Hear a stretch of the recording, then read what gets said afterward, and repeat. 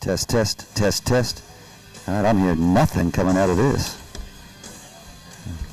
I don't think it's plugged in, John. Oh, it is plugged in. Testing. 1, 2. Oh, here we go. Test, test. 1, 2.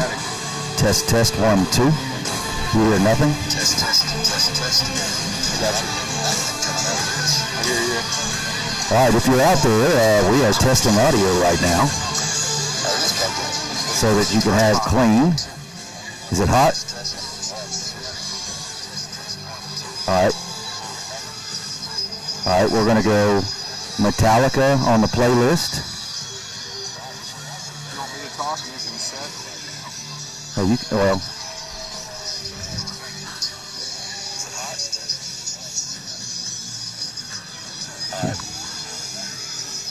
All right, we're going to go Metallica on the playlist. There's some sort of background that's strong.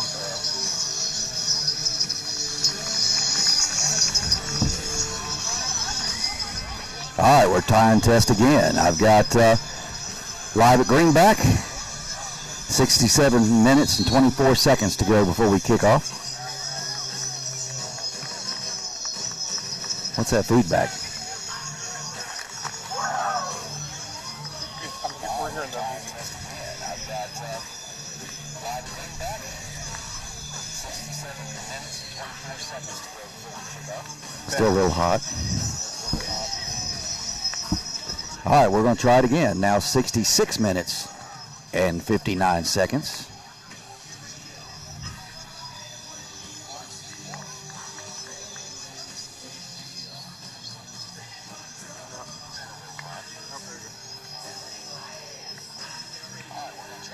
Now 66 minutes and 59 seconds. One more. All right. All right, last time, 66 minutes and 30 seconds on mic 1. On mic 1, 66 minutes and 23 seconds.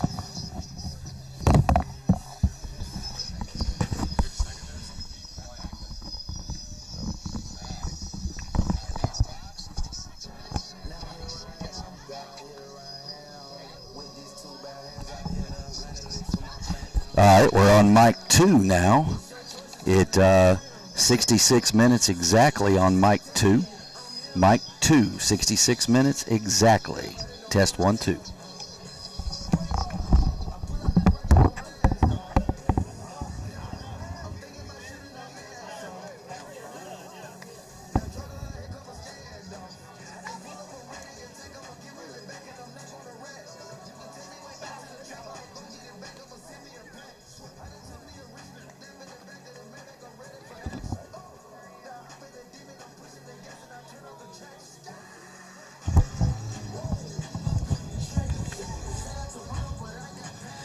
All right, now we are live on the field mic. Live on the field mic, 65 minutes. Live on the field mic.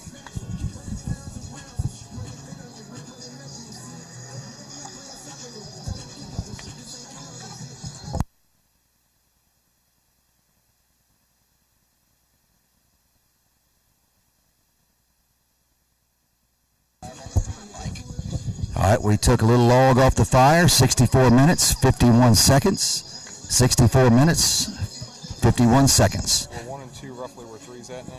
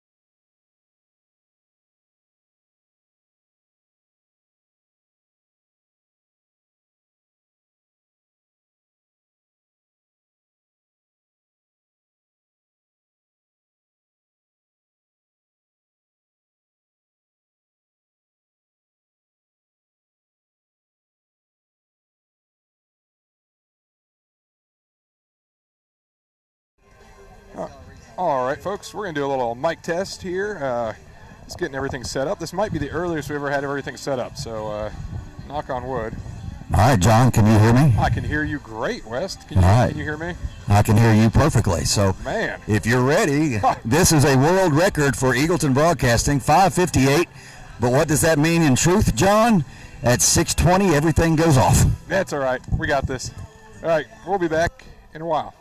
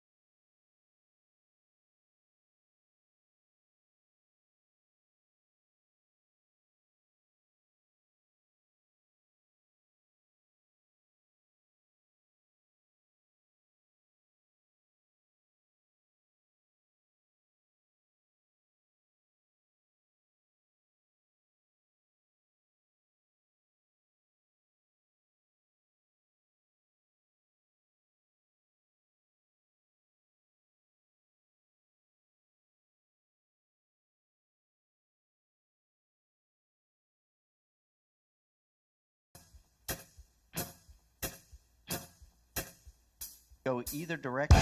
Confidence.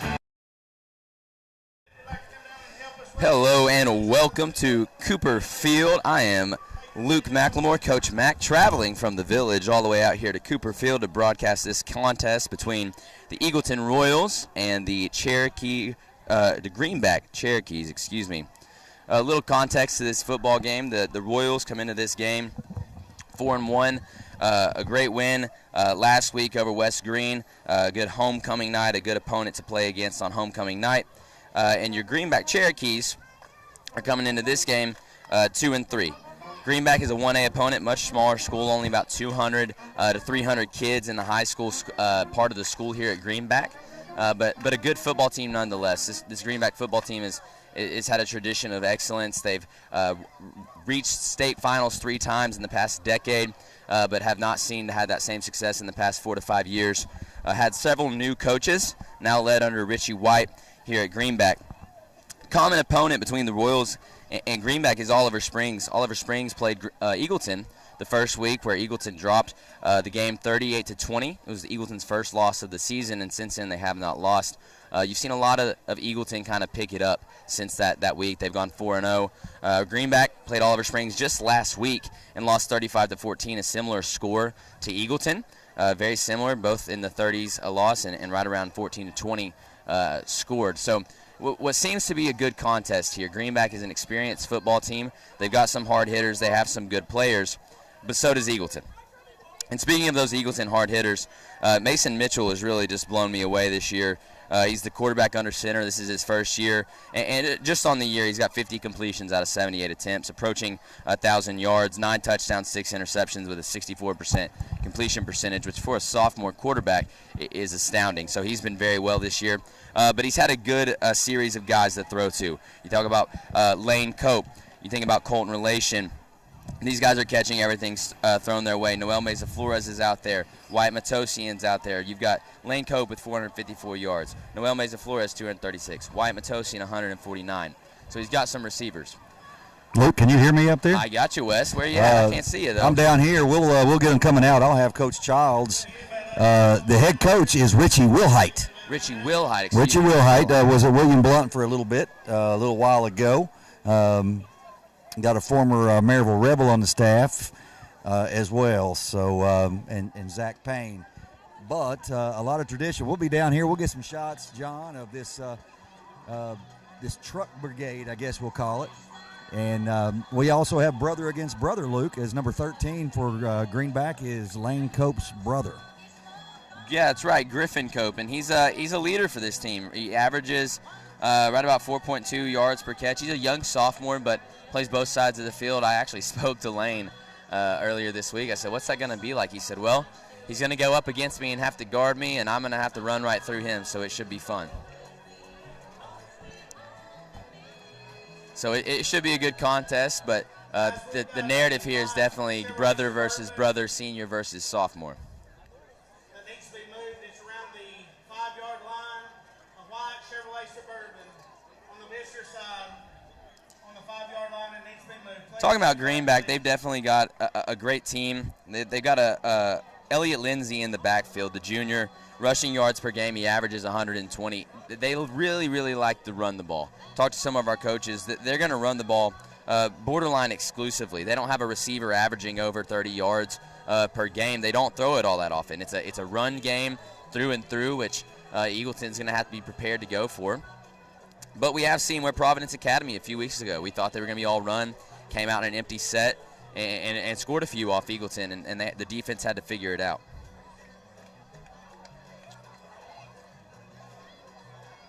Another name you'll hear us call once again is Elliott Lindsay. He's leading the running back charge for Greenback, but he's also leading the tackles per game for Greenback's defense. He averages 10 tackles per game. They have several guys who are up near that 10 mark. If you're going to run the ball, going to pass the ball, you want to keep it away from Lindsay, Wilbur, and Bowling for sure, as they're going to be the guys looking to take you down. Guys, we have a white Chevrolet Suburban on the visitor side at the 5-yard line.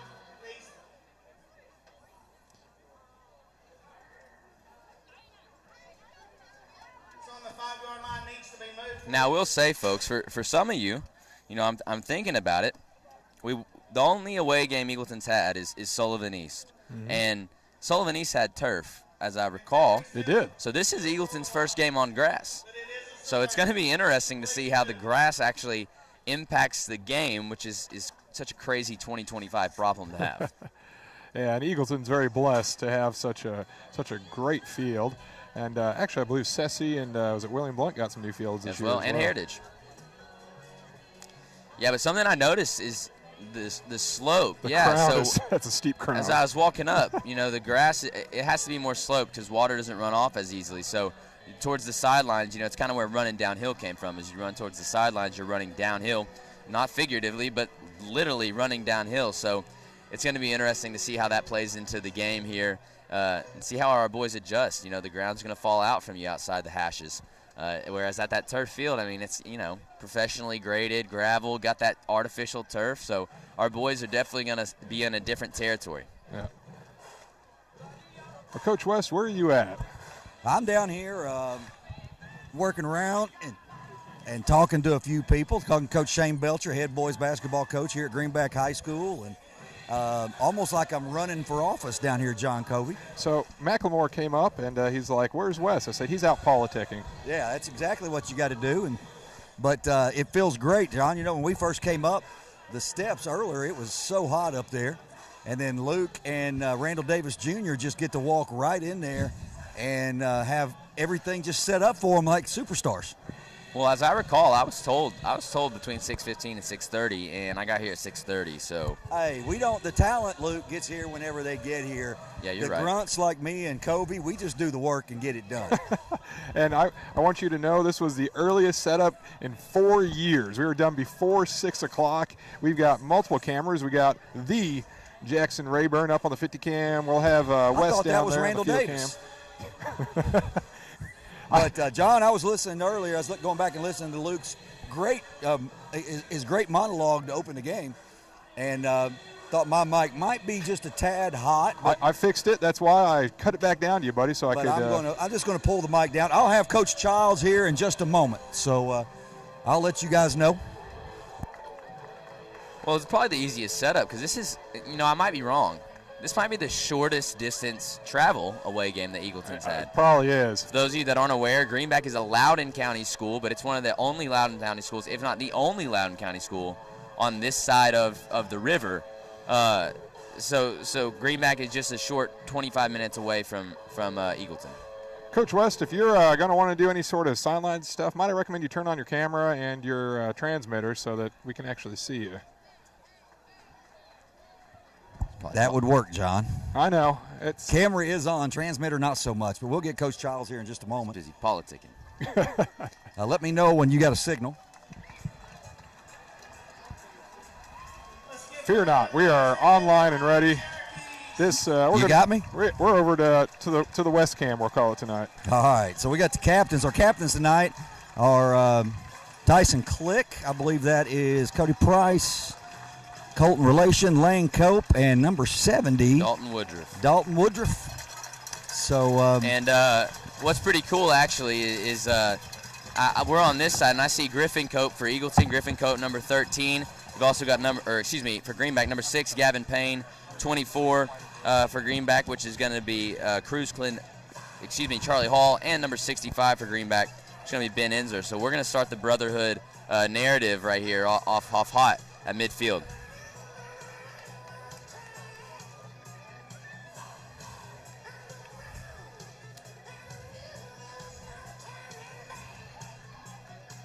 But it is a beautiful night for football here at Cooper Field and Greenback. I know we've got you locked in on the field and down at the field, but as I look around, we've got some clouds and a sunset off behind us. I can just see the Smoky Mountains over the horizon. Looking back towards Maryville, I can see the sun starting to go down, get a little darkness, but it's gearing up for a great Friday night under the lights. And Macklemore, correct me if I'm wrong, but is this your first away game? This is. Oh, this is. Away games are fun. I mean, nothing like being at the Crown, but it's pretty neat getting to feel the crowd, see how they do things differently. We have the pickup parade of backed-in vehicles all around here because people pay for these parking spots, and unless they're on a slight incline there, so they can actually watch. All right, the John, game. we're ready down here if you guys are. We are. Go ahead, Coach. I'm live on the field with Coach Stephen Childs, and Coach, a lot cooler right now, getting Greenback to take the field. How you feel tonight? We're excited. Fun atmosphere. Obviously, we have some kids that have come from Greenback, so try not to let the emotions get too much of us and just go play the game. Key to the game, what are they? I know they're always the same. Take care of the football. Yep. That's number one. See ball, get ball. Go tackle the football. What do we expect out of Greenback offensively? What type? Single wing. They're going to be flipping, moving 10 people pre-snap. I need to know so I know where to follow the ball. I just need you to not talk tonight. Let Covey, he does an unbelievable job. That won't happen. Whoever else is up Luke there. McLemore's up there. Yeah, if we could just get Scott West to not say a word on the broadcast, it would be a good night for us. Won't happen, but good luck. Have a good night. All right, guys, we'll get them coming out here in just a moment. Well, if that's going to let us win, hang on. How do I turn West? What's the button here to turn him off down there? Nobody wants me turned off except Childs because he knows I'm a little critical of him. Hey, Wes, can I ask for a little bit of focus on that camera? I know it's tough, but. Are you saying my camera needs some focus, John? Just a little bit. I noticed your reading glasses are up here. That is correct. Send them down your way.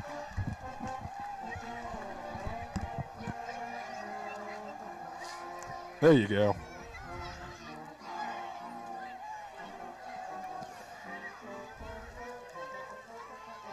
Coach Mack, I'll also just forewarn you, the away games get a little bit more sarcastic with West, so you're going to have to up the level of professionalism. I'm glad that we brought you.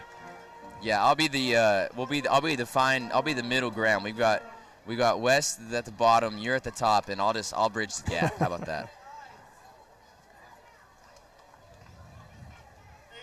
It looks like Eagleton will elect to receive. Eagleton will get the ball first, which means Greenback receives the ball at the half. Eagleton going to look to strike first as Griffin and Lane share a hug there before the hour of battle. That's going to commence ahead of time.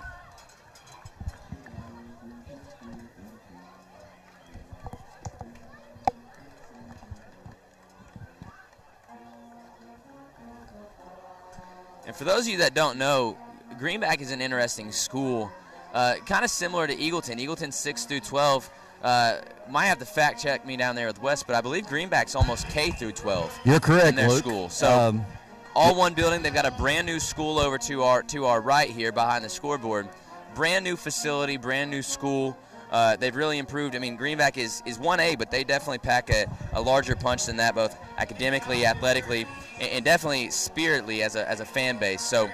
Luke, if you look off to you and John's left where those school buses are, they're built next year. They will be building a new football field. This traditional field here will be replaced with a new field next year for the Greenback Cherokees. There we go. And if you look around, I've seen other construction. Behind the school, I saw some plots being leveled and graded. So it'll be interesting to see our sister school out here in Greenback grow for a little while. But we'll start this game off with Lane Cope back deep with Wyatt Matosian and Colton Relation off to the sides. On to kick for Greenback is number 54, which is going to be Terry Stowe. And Terry Stowe lines up to send it deep. And it is football time in Loudoun County as Lane Cope takes the catch. Lane's finding some room, and it's a foot race, and Lane Cope's taking this one to the house, to the 40, the 30, the 20, and what a start for Cope. I don't see any laundry. And that is a touchdown. Lane Cope, 15 seconds on a kick return. What a powerful way to start off the very beginning of this football game. Yeah, you couldn't ask for a much better start than that. Eagleton's had some struggles getting out early, and man, what a way to go. Coach? That is Lane Cope's second kick return this year. And I got to think, if I'm in any schools, their coach's room, I'm not kicking to Lane Cope. Braylon Stevens on to attempt the extra point.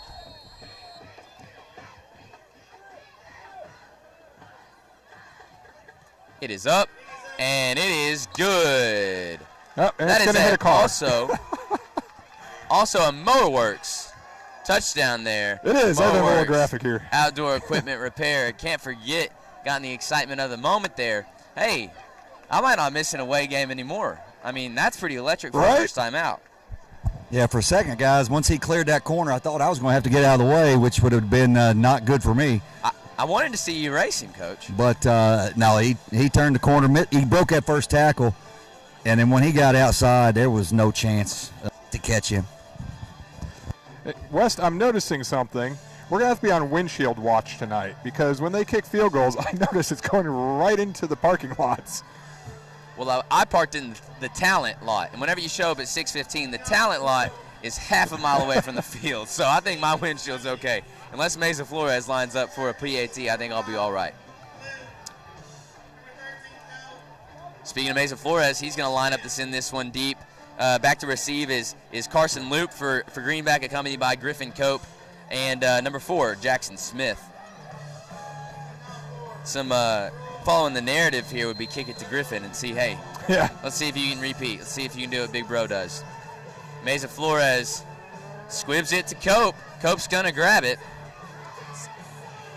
And Griffin Cope No. had an opportunity but got brought down there by Rylan Lowe right about the 45. And I like the folks, I don't know if you can pick it up, but we got some music on the kickoff there. It's it's not coming to me. Joker All right. and the Thief. It is. There you go. Wolf, Hey, come on. That's one for the Young Bucks right Wolf there. Mother, Joker and Thief. That's right? one for the Young All Bucks. right. And the Royals defense will take the field along with Greenback's offense. Greenback's offense, captain in the backfield by it looks like number 1, Elliott Lindsay, who, as I said, is going to run the ball pretty heavily. Eagleton Royals led by Tyson Click and Joyle, as we got a direct snap to Elliott Lindsay here, and he's going to charge forward for a gain of 6. And, folks, you're going to see a lot of that tonight. Greenback's going to play a run and go, a run and shove type of offense where they're just going to take 5 or 6 yards per play, and they're going to beat you down. Second down and around 4 for the Cherokees on the 48. But that's a challenge for Eagleton here, is they're just going to keep running. Now, I'll be shocked if they don't run almost the exact same play again with Elliott Lindsay here. Just take it up the middle. Lindsay takes a snap, this time to the left. Lindsay charges forward for another gain of 8 on the play. And that's going to be what Lindsay sticks with. Down around the 37-yard line, and that'll be a Greenback Cherokee first down. So this is going to be a battle on the battle in the pits tonight. Our defensive line is going to have to work. Whenever you see a team like Greenback that just runs like this, it's really a battle of the line of scrimmage. Is who can push a little better, who can stop these holes. As you can see, Greenback lining up with that super tight formation. Lindsay in the backfield with Gavin Payne beside him. Lindsay takes a snap, goes to the right, charges forward. He's got some room to run. He'll get brought down there on the play by Wyatt Matosian, but not after a gain of 11 on the play.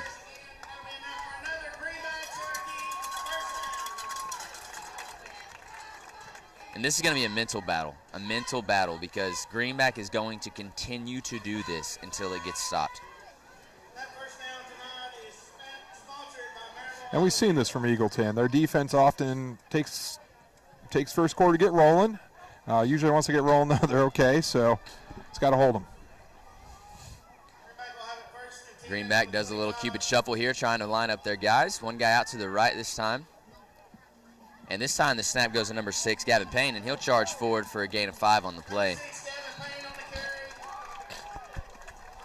Sort of going to be death by 1,000 cuts here. Who can be more conditioned on the line of scrimmage? Take the ball up to around the 18-yard line. Be second down and 4 for your Cherokees. But this is why Elliott Lindsay, folks, he averages 121 yards a game. As you can see, they're just handing direct snap run. They have not dropped back for a pass yet, as Lindsay and Payne are in the backfield again. Lindsay takes a snap, direct snap to the run. He'll get brought down by number 9, which is Adam 5. We'll take it around the 13-yard line. That's a gain of 4 on the play. Another first down. The Greenback Cherokees have not seen a third down this drive. Yeah, Luke, this is just, try to find that one time they can guess right if you're the Royal defense. Which it's honestly a token of credibility to the Greenback Cherokees offensive line to just keep making hole and making hole and making hole after hole. But you're going to see Eagleton continue to load the box here. And Lindsey takes snap, goes left, pushes behind a guy. Another gain of 5 on the play. As we've got Jonathan Joyle with a lost helmet here. And a sub like this is not usually going to be a big deal, right? Joyle's going to come off, which is going to send Kendall Click, onto the field. But that's a man up front. And then Jonathan Joyle, a strong senior, Kendall Click, just a sophomore. It's going to make a difference, and I think Greenback's going to exploit this. I'll be shocked if they don't go right at Kendall Click right here. Of course, right beside him is Tyson Click, so we will see. Greenback lines up. Lindsey and Lucas Clifford in the backfield. And they'll call a change here. Lindsey takes a snap, goes out to the right. He's going to go out wide. He's going to get pushed, go down right about the line of scrimmage. Now, folks, something that's interesting, if you watch a lot of football, and especially a lot of college football, right there for Greenback, you see about 6 offensive players go in motion at the same time. In college football, that is a penalty as well as NFL, but that is not shaking its way down to high school because it's seen as a tactic to get the defense to jump. But that is not a penalty in high school football just yet. What do you think they're going to do here, Kobe? I think they're going to run it. If I was a betting man.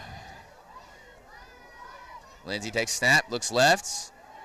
He's going to charge forward, but he's going to be stopped just short of the goal line on the 1 yard line, but they're going to have 4 downs to punch this thing in. Takes it all the way up to the 1 yard line. Be first and go, Cherokees. Right here, Luke, you're looking for that defensive line to close the gaps a little bit. Contain anything against the outside, but I would dare them to throw the football. I would too. I would just start loading up that box, putting some linebackers in the gaps.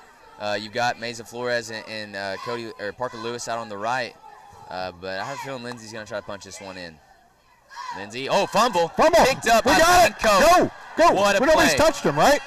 In high school football, John, as soon Oh, as okay. I'm an NFL guy. I'm sorry. If it's NFL, Lane Cope's taking another one to the house, but What a lucky break. that's a huge break for Eagleton because they were getting in the goal. I mean, I'm just going to be honest. Greenback was scoring right there. Yep. They were not leaving out 7 points, but that is a huge blunder. I couldn't tell if it was the snap or the reception there by Lindsey, but Eagleton's got the ball on their own 7 here. 8 yard line, excuse me. Eagleton's offense, captained by Mason Mitchell and Colton Relation in the backfield, take the field for the first time. We got 3 out wide. Let's see what the Eagleton Royals come out with.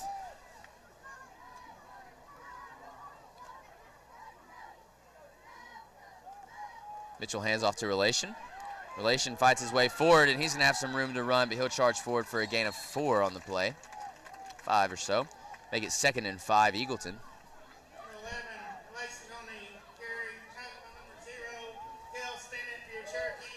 And you're going to see Relation be in the backfield, accompanied by Kaler, respectively. Relation currently has 391 yards on the year, and Jackson Kaler has 218. So you've really got a 1-2 punch there from Kaler and Relation in the backfield, as you'll see Mitchell back there again with Relation at his side. Mitchell hands off to Relation. Relation tries to find some room to run. He gets the corner, and he'll be pushed out right around the 20, but not before a GT Shelley Enterprises first down. First one of the game there for Eagleton. For all your mowing needs, call GT Shelley, 865-441-6999. Well, they got a little breathing room now, Luke. I wouldn't be shocked to see them try to take the top off. Yeah, you've got 2 really good receivers out to Mason's left, and Matosian and Mesa Flores. Just a hair. Mitchell takes a snap, rolls out to his left, looks for Mesa Flores in good coverage, passed it through it a little low, but Mesa Flores did his best attempt to catch and go.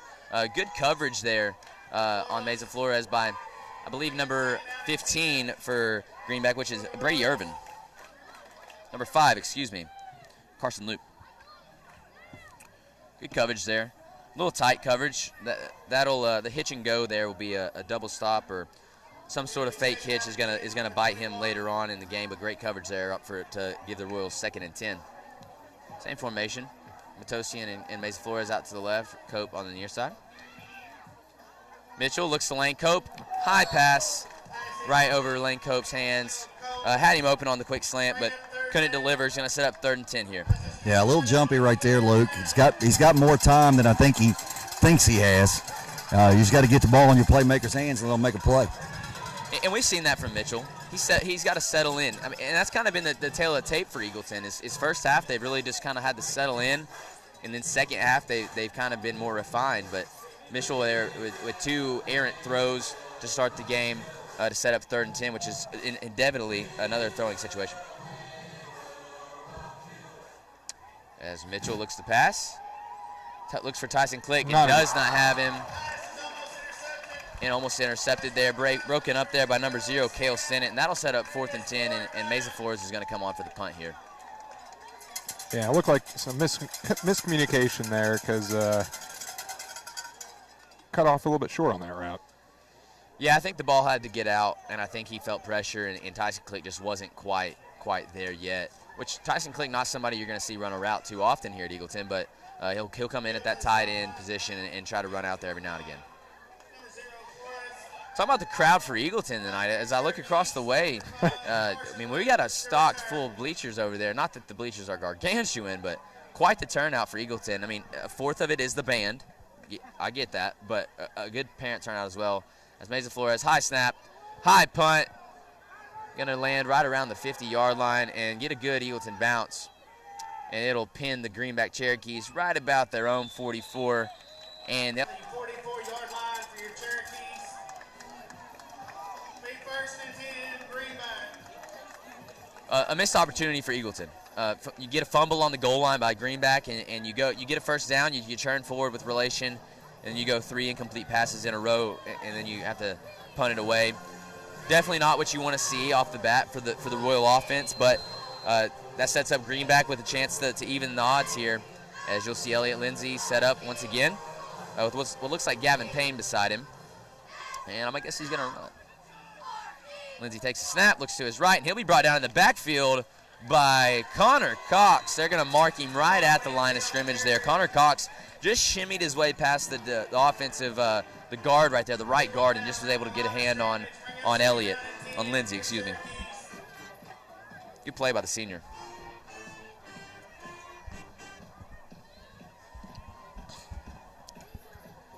I do see a Royal over on the training table. Can't make out who it is, but hopefully he is all right. Hopefully just getting stretched out. Lindsey sets up in the backfield again with Lucas Clifford at his side. Sends a man in motion. Hands off here, but Lane Cope's going to meet him in the backfield.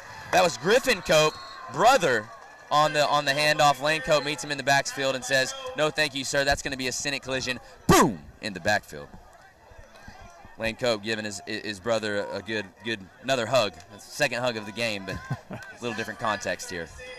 You know, the boom reminds me of the old Madden Tough Actin' Tenactin commercials. It's really every time.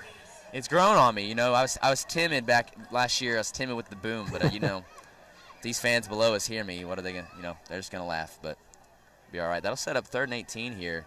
Definitely not a run situation, but let's see what Lindsey does. They're going to hand off here to Lucas Clifford. Pass. He's going to go over the top. Mesa Flores has got him over, and he'll break up the pass. Had him beat, but Mesa Flores, just a big frame, was tracking the ball the whole way. Pass intended for Carson Luke. Great job by Mesa Flores to have his eyes on the ball and be able to break that up. Question arises for me up here in the booth, just as a football guy. Elliott Lindsey did not throw that ball. It makes you wonder if Lindsey is really their running back who just takes it and runs, and Loop is their guy who throws. But that'll line up the punter for Greenback, number 71, Lucas Bryant. White Matosian to receive. I'm only counting 10 Royals. Am I missing something? You are not, and that's a fake. The pass is caught by number 6, the big man, Gavin Payne. And the Royals with And the Royals had 10 men on the field there. That's a big mistake. That's a mental mistake. I don't know if our coaches caught it. but that was definitely 10 men on the field. It'll be a Greenback first down.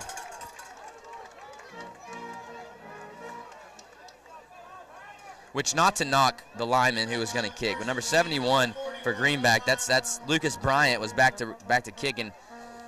He's an offensive lineman right now, and that haven't seen him kick. Maybe he is their kicker, but definitely something I found suspicious even before the play. But nonetheless, that'll set up Lindsey with 1st and 10. Lindsey will take the snap. He'll look to run to the right. And he's got room. He'll make a gain of about 5. But gutsy play there by Greenback to do a fake punt in their own territory. Definitely makes up for their fumble in the end zone earlier in the game. Yeah, Luke, that's a huge momentum play after a really good 3 and out by your defensive unit, and just got caught napping right there.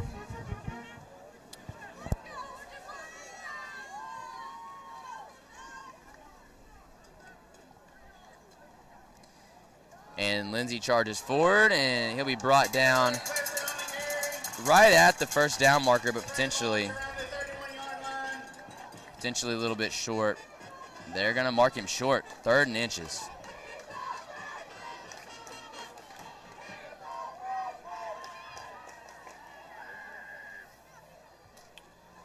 Big 3rd down and inches for your Cherokees.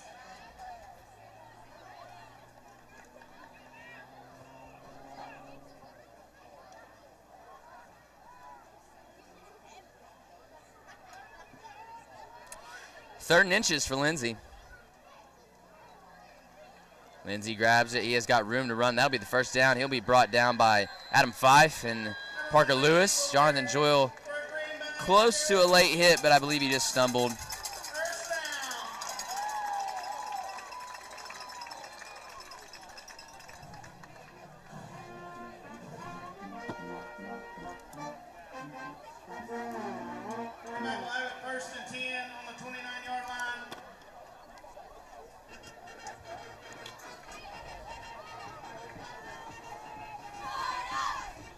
First and 10 for Greenback. Charging forward as the clock winds down. Minute 13 left in this quarter. And Greenback's only thrown 1 pass.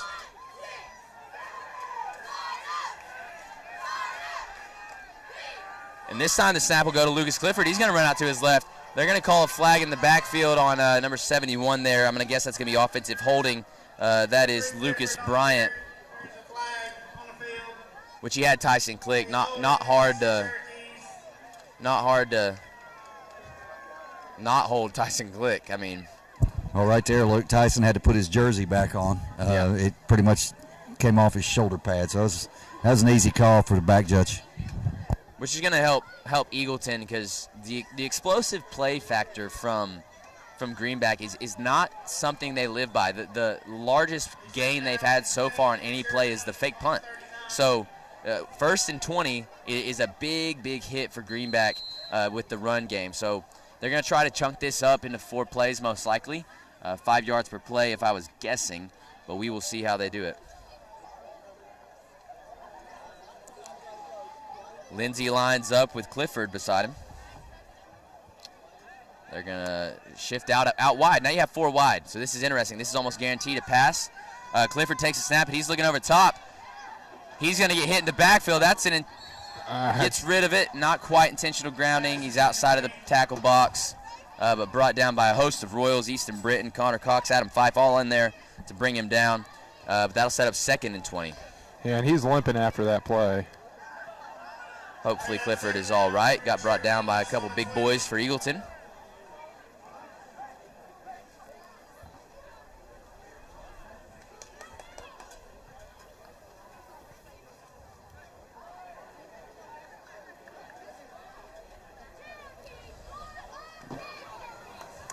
Ten seconds to snap the ball here. Greenback's got to get a move on. Lindsey in the backfield, accompanied by big man Gavin Payne, tight end, senior. Lindsey takes a snap, runs to his right. He's going to follow his tight end. He gets grabbed by Jonathan Joyle and pulled down after a quick gain of 3. Going to set up 3rd and long. 3rd and Eagleton, if you will. Yeah.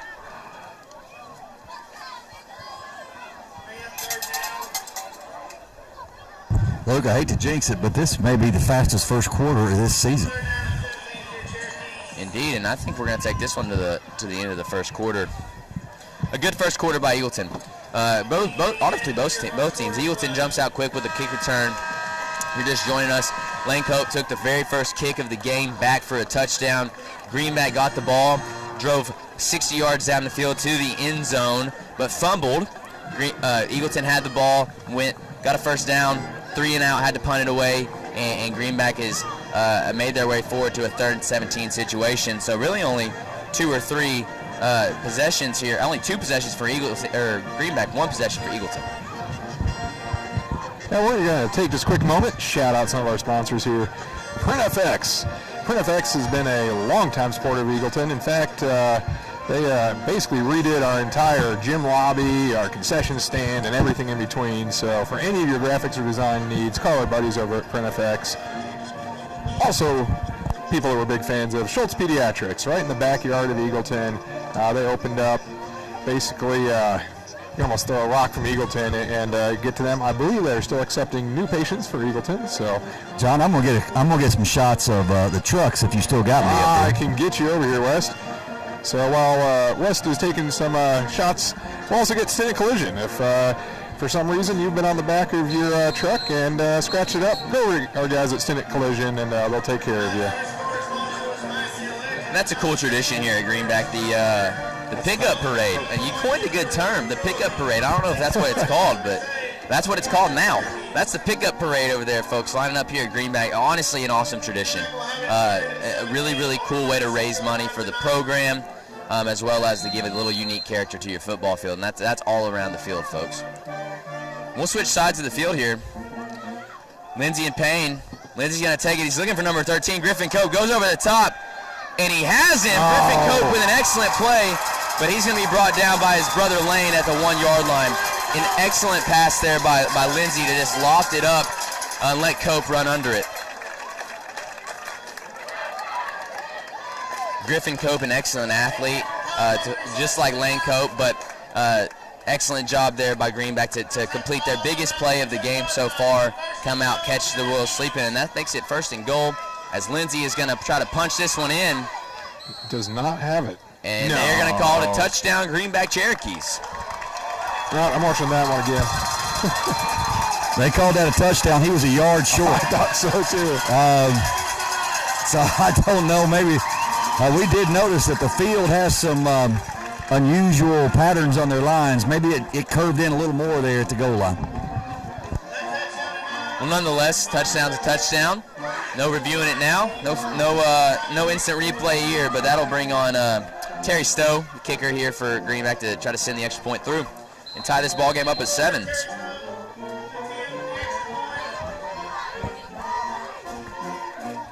Griffin Cope to hold, and Stowe sends it through. That'll make your score 7, Eagleton 7, Greenback Cherokees. Yeah, and all of that was set up from Eagleton, 10 men on the field, and unfortunately, they caught us. Yeah, they had a fake punt. They definitely had the fake punt convert for a gain of 4th and 5. It was on 4th and 5. They converted that, drove down the field. Obviously, we had first quarter turnover, and they broke out with their first major pass of the game, and that'll challenge Eagleton. So we go into the second quarter here, 11 minutes, 40 seconds to go, with even odds here. Definitely some energy back in Greenback Cherokees' sales. As Coach Childs said in pregame, they're going to run 10 men both sides of the field. So meaning that they're going to have 10 guys who play offense and 10 guys who play defense. They really only going to have 1 or 2 different guys. So. And it is their homecoming, so they got a little extra energy, a little extra crowd here tonight, looks like. Now, John, I know that you're not always the football guy, but who do you not kick it to here? I will tell you, when you say not football guy, a little insulting here. Said not high school always. football. High school football is new on me here. Who do you not kick it to? I would not kick it to our guy who literally just took it about 70 yards back. Yeah, I don't think you give it to Lane Cope here. I think he's playing a little bit harder just because he's going up against family here. A little bit. I think you have to, right? And we've got some transfers. I mean, Cody Lewis, Parker Lewis, and they're going to give it to Wyatt Matosian. Matosian's going to set up to run here. Lane Cope's going to hit somebody. Matosian's going to charge forward to the 35, where the Eagleton Royals will take over on 1st and 10, and Mitchell will run back out. And as we got the camera focused upstairs, on the broadcast crew. You got Luke McLemore on the left, John Covey in the center, and Randall Davis on the right. That is Randall Davis, isn't it? It's Randall Davis Jr. down there. In fact, Coach West and Randall Davis cloned themselves together, and we got J.C. Rayburn. Well, all good fun here with the broadcasting crew. We got the Eagleton Royals setting up for 1st and 10 on their own 37-yard line, excuse me. And we'll see what they got here. Mitchell lines up with Kaler in relation in the backfield. First we've seen of Kaler tonight. And we're going to get the ball to Kaler. Kaler's going to charge forward, going to be brought down quickly there by number 1, Elliott Lindsay, and number 2, Tate Anderson for a gain of 2 yards on the play. And I actually thought he had pretty good blocking out to the right-hand side there.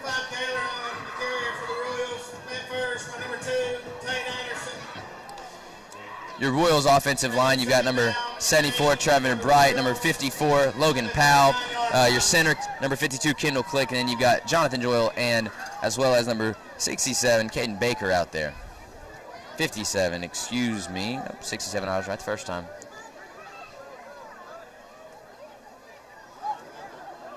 Send Kaler in motion. Mitchell looks for Kaler, doesn't have him. Looks for something, gets it off to Kaler. Gonna be brought down. Forward progress. That's an interesting stop for forward progress. But they're gonna call it as a loss of 5 on the play. Right there, Luke. I think Mason's, he's getting a little happy feet in the pocket. He flushed himself out quicker than he needed to on that play. And he could have just gotten rid of it near side. I mean, he's near side, he's out of the tackle box, just get rid of it. But that sets up 3rd and 13.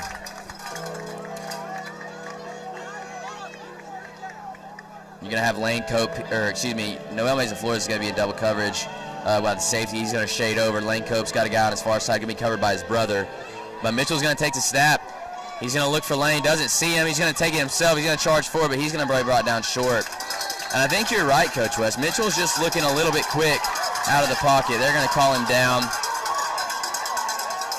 But Mitchell flushes out of the pocket a little quick there and couldn't find the open guys, and that's going to set up 4th and 8. Yeah, Greenback came out of there like they had the ball, Luke, and I didn't see anything. Well, Elliott Lindsay did have the ball, but they're going to rule him down. But right now, I've just noticed in the pocket, he's a little impatient and he's too quick to get out and let his receivers run their route. He's got plenty of time back there. Lions doing a good job of protecting. Mason Flores back to punt. And 10 again. And Eagleton once again has 10 guys on the field. West, if you got anybody on the sideline there, it's the second time they tried out 10.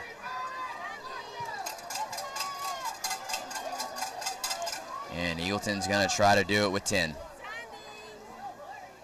Mason Flores an excellent kick, lets his guys get deep.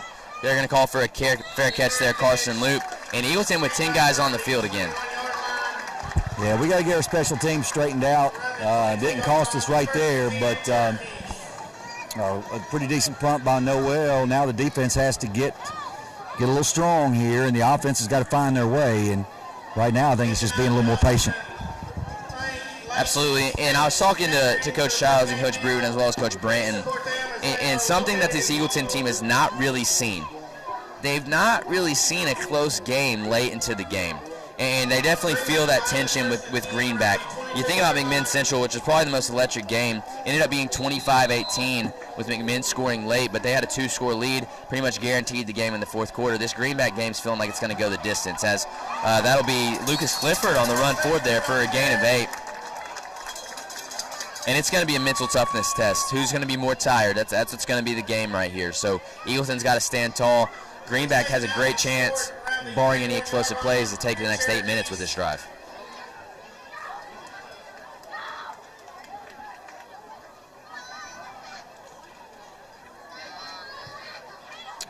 As Lindsay and number 8, Moses Bowling, will enter the game. Lindsay takes it off to his right. He's going to try to find some room, and he will charge forward and be brought down by Connor Cox after a gain of 10 on the play. And Elliott Lindsay he leads the team in rushing, but not by himself. He's following a herd of Cherokees as they are just charging forward and barreling through some Eagleton guys here. 1st and 10 on the 42. Lindsey and Clifford in the backfield. Clifford takes a snap, runs out to his right, slips but finds his footing, and he'll be brought down by Matosian there. Sorry, feeding is not a word. But we make up words up here in the Eagleton broadcast. One of us does. Bring the ball up to around the 47-yard line. Be second down and 5. You're the phrase guy. I'm the new word guy. The Crown. I heard that one too. The Crown. Forget the Village. You never heard it called the Crown? That's the West Crown. thing. I like the Crown. Oh, it was West thing? Yeah. Yeah. I'm sorry. You don't like it anymore? No, it's not. It lost its luster. Thanks, Luke. Now the Crown is good as Lindsey here will set up in the backfield. Direct snap to Payne. Payne's going to have some room. He's a big man. He's going to be brought down by Lane Cope and Aiden Price for Eagleton, but not before another gain of 15. And this is just charging legs by the Cherokees here. Eagleton's got to find a solution, or Greenback's going to end up in the end zone here.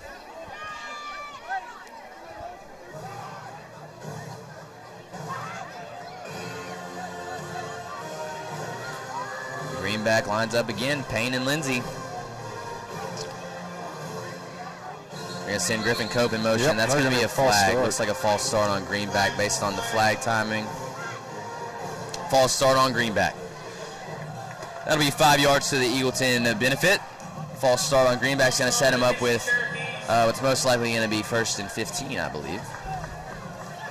And we've seen Eagleton capitalize on a few of these penalties if they can just stay consistent with it.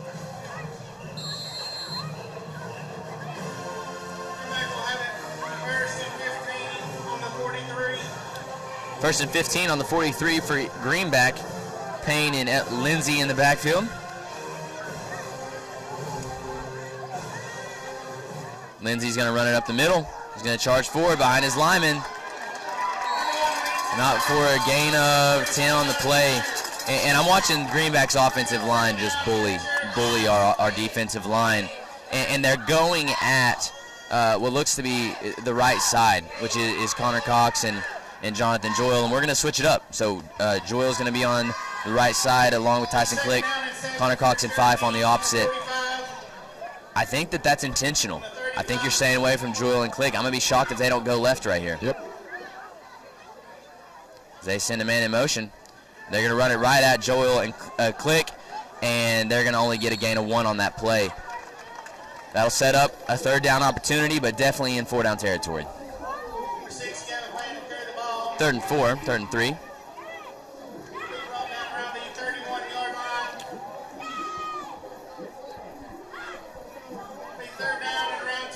Clifford's going to come into the game as they send number 29 for Greenback, Jaden Bradley, out. And they're going to line up again. This time you got Clifford and Lindsey in the backfield. You got Payne, the big man, off to the left. Send a man in motion. It's Caden Breedlove. They're going to charge forward, but not before they're going to mark him. They're going to mark him just short of the 1st down here. It's going to be 4th and inches, but this is a go situation for Greenback. Eagleton's got an opportunity here. We've seen him stuff in the backfield a couple of times. They're going to measure. Officials are going to measure this one because the spot of the ball is so accurate that when they bring those chains out, they know exactly if it's a 1st down or not. Sorry, I stooped. That sounded like West for a minute West. there. That's Coach. I can't let myself. But no, folks, it is what the eye sees here in high school football. There's no microchip in the ball to see where it's at. They're just gonna measure it. I'm noticing something about the chain crew's got Greenback shirts on, so we'll see what happens here. A lot of things have to go right in a measuring situation, but I won't be shocked if Greenback gets this 1st down, just not based on bias, but just based on how I'm seeing this thing lay out. And that's going to be a 1st down, Greenback.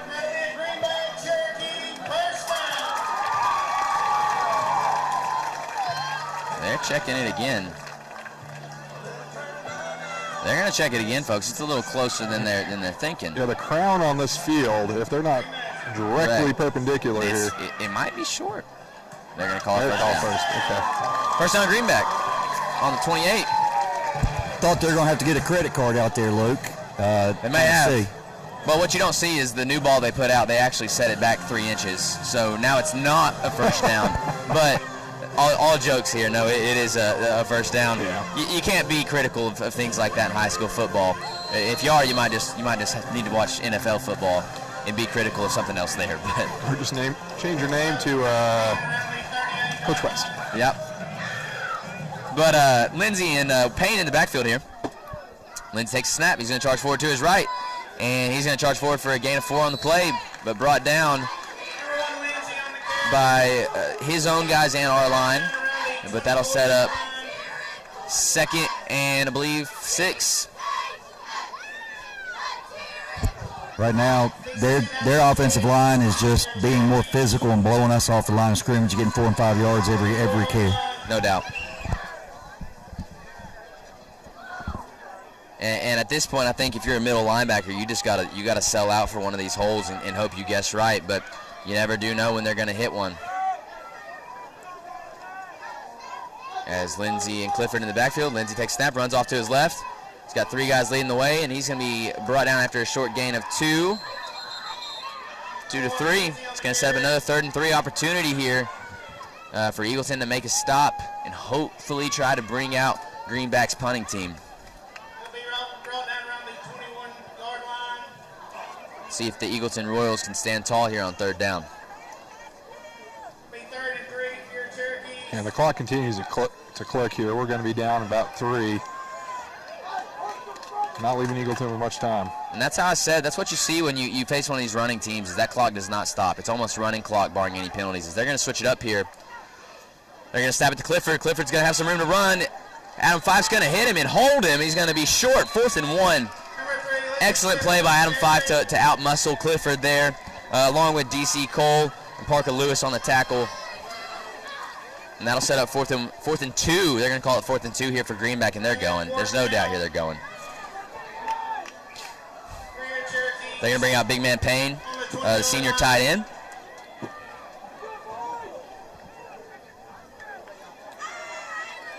And it's going to be Lindsey and Payne in the backfield, folks. This is what you're going to live for. This is going to be a battle at the line of scrimmage here. Can Eagleton stand tall, or will Greenback get those 2 yards and get a first down? As Coach Child is going to do an excellent, smart play right here and call a timeout. Yeah, I got to see the formation that Greenback was coming up with there. Well, we got a minute.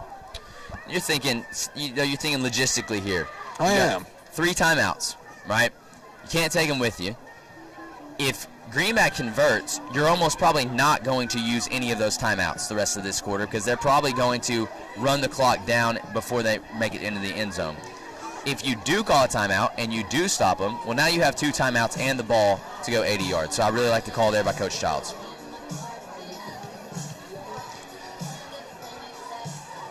Be a good time to shout out some sponsors if we have the availability. As always, we love to shout out GT Shelley.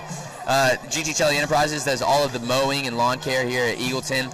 Excellent job. We love to see them doing all their work. If you need their help, 865-441-6999.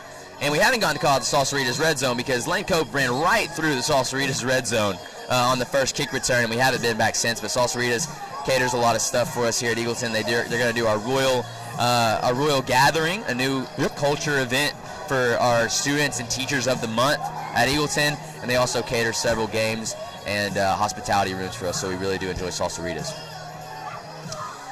And here we go. Payne and Lindsey lining it up in the backfield. Lindsey takes a snap. He's going to charge forward. He's going to have room to run. He's going to get the first down and more, and it's going to be a first down Greenback on the 14-yard line. And now the game plan changes a little bit if you're Eagleton. The goal is to leave them with 3 by the end of this half. So let's see if Eagleton can stand tall. And if you're counting, folks, they have passed the ball 2 times this game, 2 times. One on a fake punt and one to Griffin Cope. Clifford and Lindsey in the backfield for Greenback, and they're going to go in a little motion, change what they see. And I think they're going to run right at Connor Cox and Adam Fife. And they do. Clifford runs out to his right, gets the edge. Easton Britton gets blocked in the back, but makes a tackle on the slide. His jersey's halfway off, but a good tackle there by the sophomore to stick with the play and bring down Clifford as he charged forward for a gain of 5. Greenback will have it 2nd down and 5 on the 8-yard line. Guys, coming up this Tuesday. And that'll set up 2nd and 5 on the 7-yard line. Minute 20 to play. Eagleton's got about really 3 plays left. Greenback probably going to call a timeout after this one here, as Lindsey and Payne in the backfield. Lindsey takes a snap, has a hole. Easton Britton makes the tackle along with DC Cole, and they're going to mark him awfully close to the goal line, but it'll be 1st and goal on the 1, folks. They're going to let that clock tick. And a lot of times you'll see some strategic play in football, the whole let them score mentality, but with this time left, you're not getting the ball back in enough time to run down the field, so Eagleton really needs just to stand tall right here. Greenback looks like they're going to try to do at least 2 plays. Lindsey and Payne in the backfield, and this is an all-out rush at the line of scrimmage, folks. Lindsey takes it. Lindsey's going to punch it in. Greenback touchdown. That will put the Cherokees up 13-7 and pull out Stow to attempt a point after.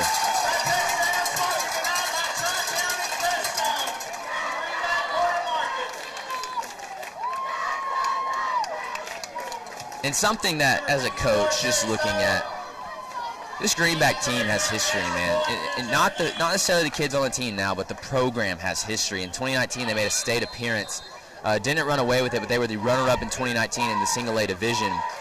And they're celebrating going up 1 score heavily against Eagleton, which for Eagleton, just your 3rd year having a program. This is a big deal to be facing a team as historical as Greenback and have them really feel involved in the game, which it is going to be a good game.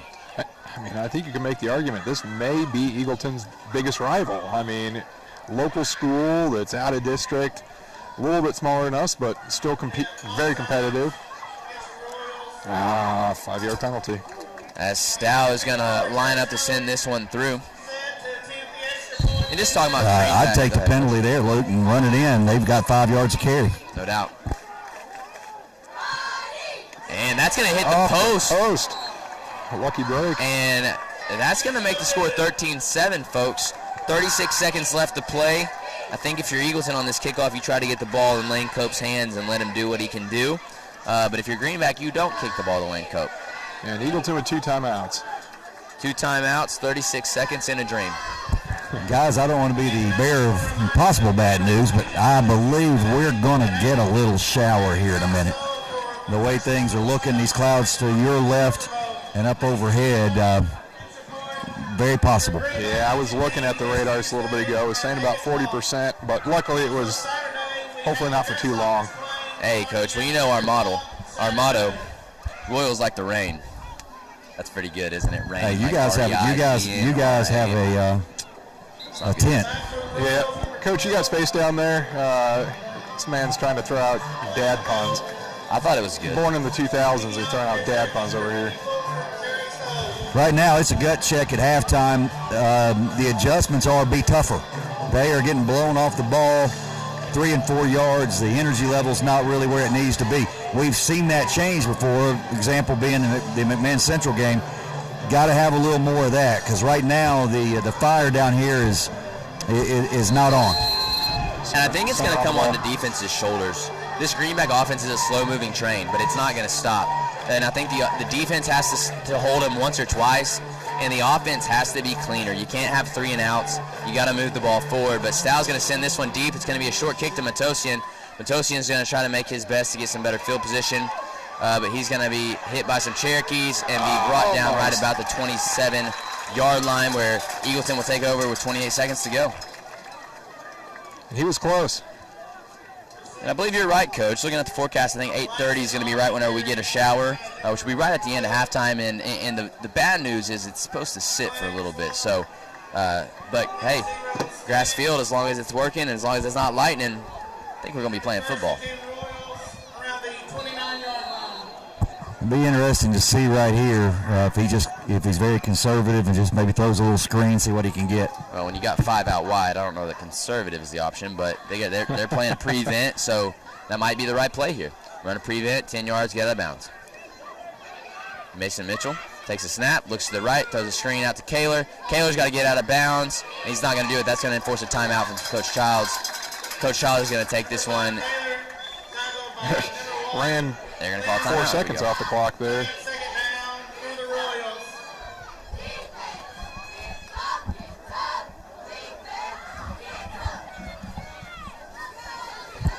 Unbelievable. We have one timeout left, Luke. Yes, after that timeout, Coach, we got one left to go. One more timeout left in the cradle here. Now, I've watched these clouds. They started in the end zone down here by the scoreboard, and that kind of cleared up, and they're kind of moving around behind you guys. Is kind of how it's moving. I hope maybe it's moving out. Hey, well, that's one thing you never know about East Tennessee is whether the rain's moving in or moving out. But guess what? It's always doing both. So we'll see if it clears out in time for football. We have seen a forecast, and it goes away. But we'll see.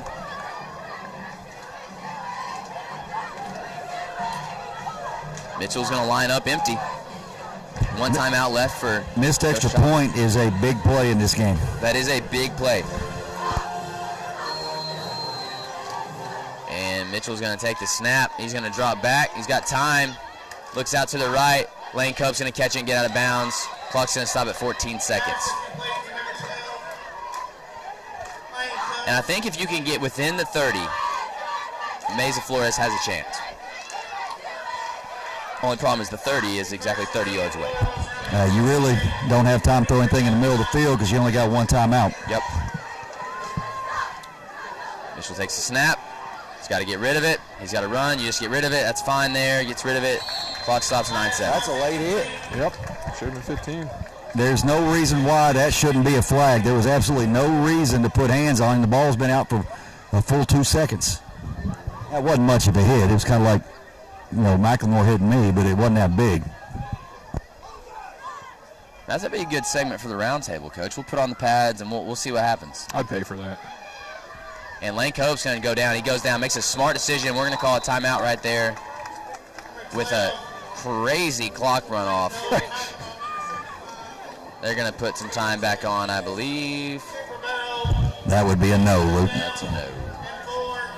Lane Cope, though, an excellent play. Went down easy. Not something you see Lane Cope do often, but strategic there by Lane to get down easy. And this is the time where you take a shot. You let Mason Mitchell air it out. You got 3 seconds. There's no field goal. I think you send them deep. You air it out, and you try to make something happen, and you pray your boys can make a tackle if it's intercepted. Because a touchdown here and a field goal gives you the lead going into half and makes this game fresh, brand new, with Greenback getting the ball after half. And they're going to send out a couple different receivers. Lane Cope, DC Cole on the far side, Wyatt Matosian and Noel Mesa Flores on the near side. And you've got what looks like Jackson Kaler in the backfield, probably to add some blocking help here to slow down the 3-man rush by Greenback. And we're just going to go with the screen and let Lane run. And Lane's going to go out of bounds, and that's going to be halftime, folks. So at the half, your score, Eagleton Royals 7, Greenback Cherokees 13. It's been an excellent half. The Royals came out early, scored in the first 15 seconds of the game on a kick return, but the Greenback Cherokees steamroll offense ran the ball up the middle, and then I think they ran the ball up the middle again. And they had a fumble and a fake punt convert, but Greenback, tried and true offense, have thrown the ball twice. Eagleton's going to have to find a way to stop it. We look forward to seeing you here in about 20 minutes, but we're going to check in with Coach Childs down on the field with Coach West. All right, Coach, what adjustments are we looking at? To show up. We haven't shown up. We're getting out physical. It's ugly. Mixed extra point was huge there at the end of the half. We've seen it before. We've seen you guys come out in the second half, a totally different team. We fully expect that in the second half. No, they'll get it together. We're just not blocking. We're at certain positions. Our head's not here. Our head's not here. So all right, go get them. All right, guys, I did feel my first raindrop just now, and now my second and third. So hopefully it gets out of here or gets out of here quick, but I will get my camera to safety.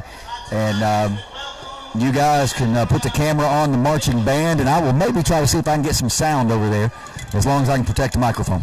Sounds good, Coach. Good deal. We'll see you guys in 20 minutes.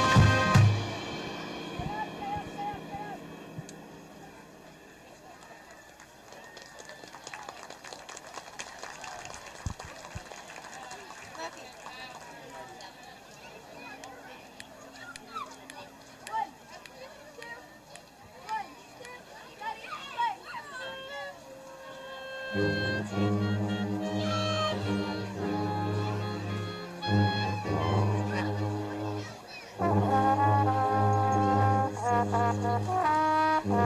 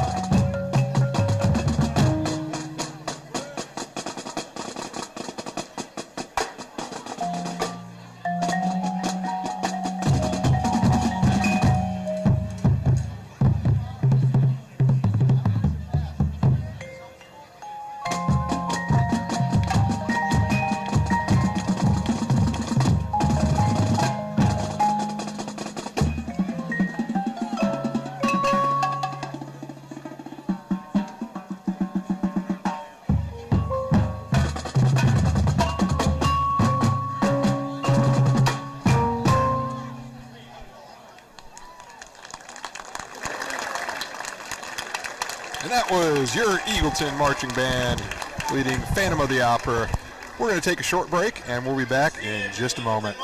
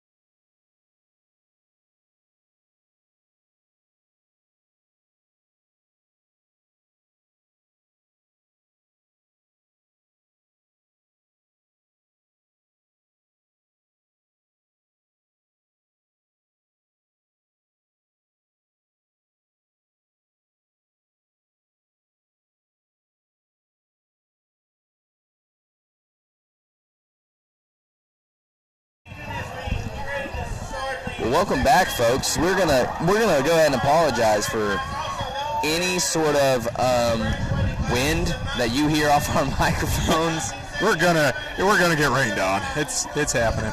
Yeah, so it's gonna be interesting. But we will see how we do here. So we're gonna enter a second half here. Excuse me. Greenback leads 13 to Eagleton 7. If you're just joining us, Eagleton scored their touchdown on a kickoff return by Lane Cope in the very first play of the game. After that, Eagleton's offense hasn't been really productive. Greenback's first drive, they ran it down to the end of the field, fumbled on the goal line. Eagleton recovered, but went 3 and out after a first down, kicked it off to Greenback, and actually the Eagleton offense worked Greenback to a 4th down, but Greenback pulled out all the stops and pulled out a fake punt. Greenback would go down to score and did a great job. So that'll set us up with an interesting scenario here for Eagleton, fighting against the deficit and giving the ball away to Greenback. As you'll see, number 5, Carson Luke, deep for Greenback, accompanied by Lane Cope's brother, Griffin Cope. Forgot his name there for a second. Number 13, kind of in the tail of the tape here for those who haven't seen him clash too many times, and Jackson Smith as well back there with Luke. So we've seen the Cope brothers, as we mentioned. Senior Lane Cope for Eagleton is playing against his little brother, Griffin Cope, number 13, the sophomore for Greenback. And we've seen some hits. Lane Cope took Griffin down early, but Griffin got a nice catch, and Lane Cope had to bring him down after the fact. So we'll see how this game goes as Mesa Flores sends it deep, and Luke's going to have some room to return. Bring it out to the 30 before he's hit by Easton Britton and Aiden Price and brought down at the 28-yard line, where Greenback's offense, led by Elliott Lindsay, is going to start up, and they're gonna run, and they're gonna run, and then if you're lucky, they might run again. And not knocking them, folks. It's been working. Yeah, I'm working on the audio, folks. We'll try to get it back under control here in a minute.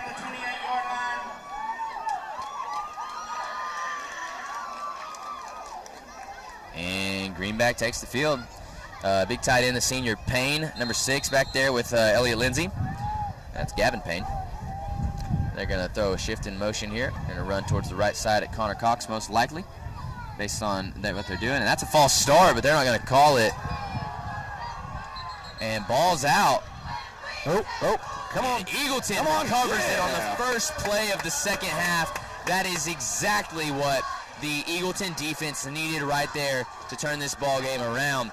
It looked like a mishandled snap by Lindsay, the second one we've seen him mishandled, but the Eagleton defense was there. You may have seen Payne flinch. Fortunate no call there by the referees to not call the false start and let the boys play. And that'll set up Eagleton 1st and 10 on the Greenback 27-yard line. Mitchell in relation in the backfield. That's a huge play to start this second half, Luke. Absolutely. Let's see if they can convert. That's the biggest thing.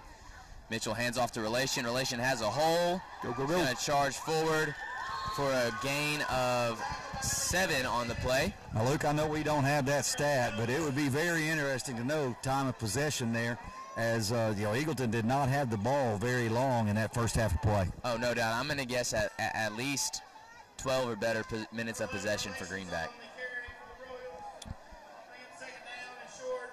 Second and two, Mitchell in Relation in the backfield. And I'd like to see them go at Mesa Flores, but they're probably going to hand this off to Relation. Relation tries to make his way to the outside, gets hit and brought down by number 9 for Greenback, Cade Breedlove. An excellent play for a loss of yards, 3rd and 3.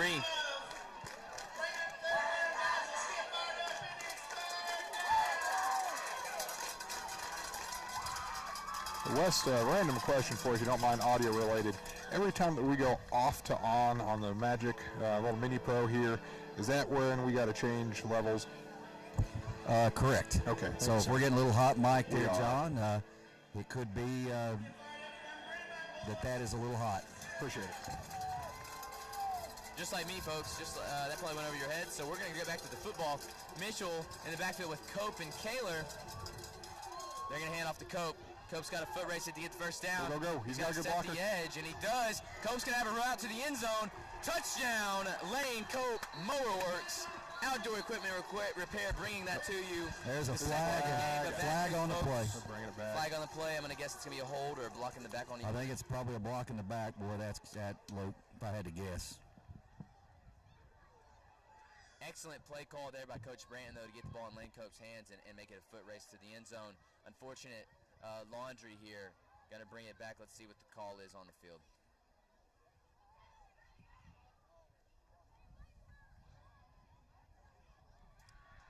And there's some conversation happening here about what this flag is about. That's definitely in the area of blocking the back. I saw the white hat point toward the Eagleton way, so I think they're maybe just, I don't know if they're looking at ball placement, maybe the spot. There's some confusion here. Looks like Yeah, they're counting this back here. 10-yard penalty from the spot of the foul. On a holding call, it's going to set up third and give or take 2.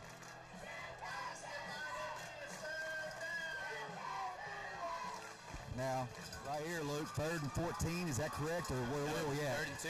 So we're still 3rd and 2. Which is confusing here, but we'll take it.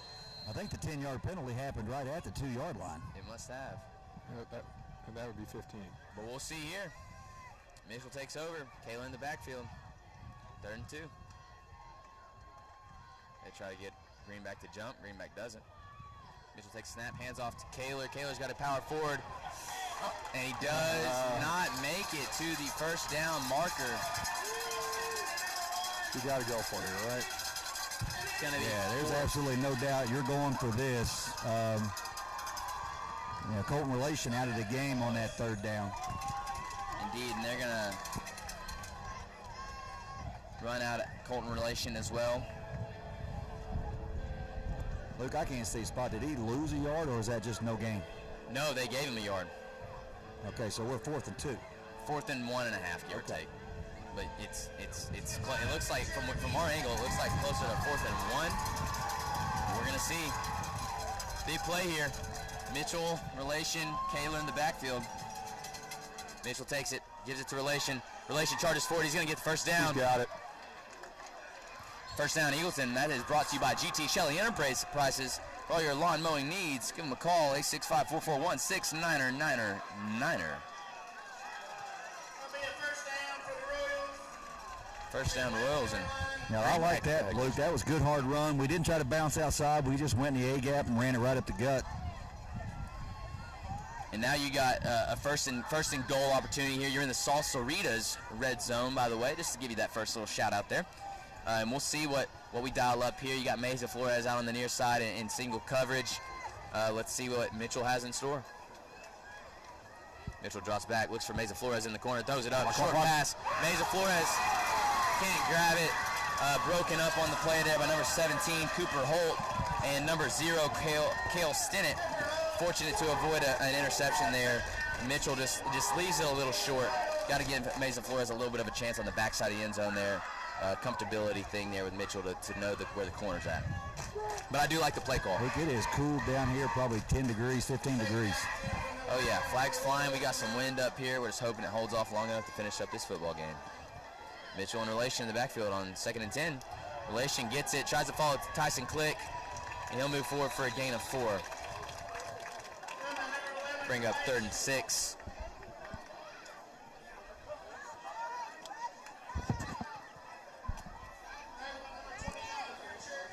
And let's see here what Eagleton has in store on 3rd and 6. A lot of options, but a tight field, tight room to work with as Mitchell and Relation take over on 3rd and 6.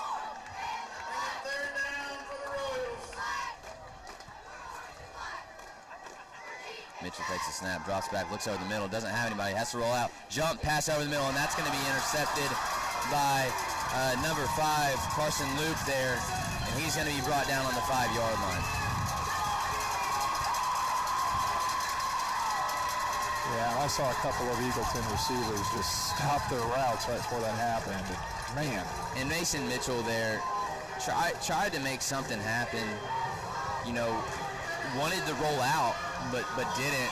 I would have liked to see him roll out there. He had Lane Cope about to peel back towards the outer side, outer pylon. It could have been a nice little foot race, but kind of an inexperienced move by Mason Mitchell. Just tries to jump throw it over the middle instead of rolling out, which I have to think that was a conversation. They told him to stay in the pocket, so he tried to make something happen. West, I'm starting to get some flashbacks here. Scott High? Is that Scott High where y'all were at? 1st and 10, Greenback.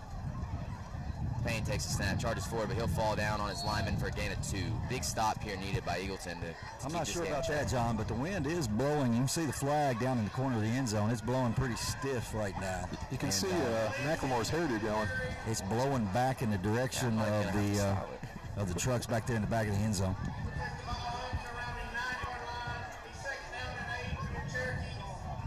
Second and 8, Greenback after a short run there by senior Gavin Payne. This Payne will trot off the field.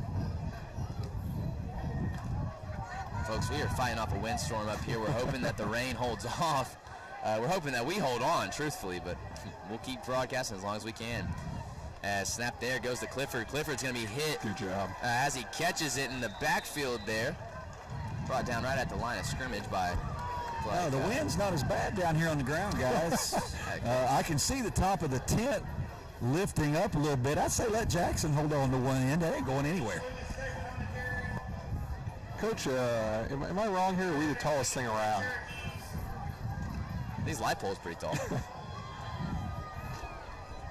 It's all right. If I blow over there on the clubhouse, y'all just come get me in the morning, okay? 3rd and long here for Greenback. A big play for Eagleton to hold him here. Almost undoubtedly going to force 4th down. As Clifford's going to roll out, look to pass, has nobody, throws it into the ground. Lane Cope hits him right at contact, and that's going to be 4th down. A great play by Lane Cope to break up the pass there to Elliott Lindsey, and that's going to set up 4th down for Greenback. Yeah, just beautiful coverage though. We couldn't have played that any better. Let's hope we get 11 men out here for punt return.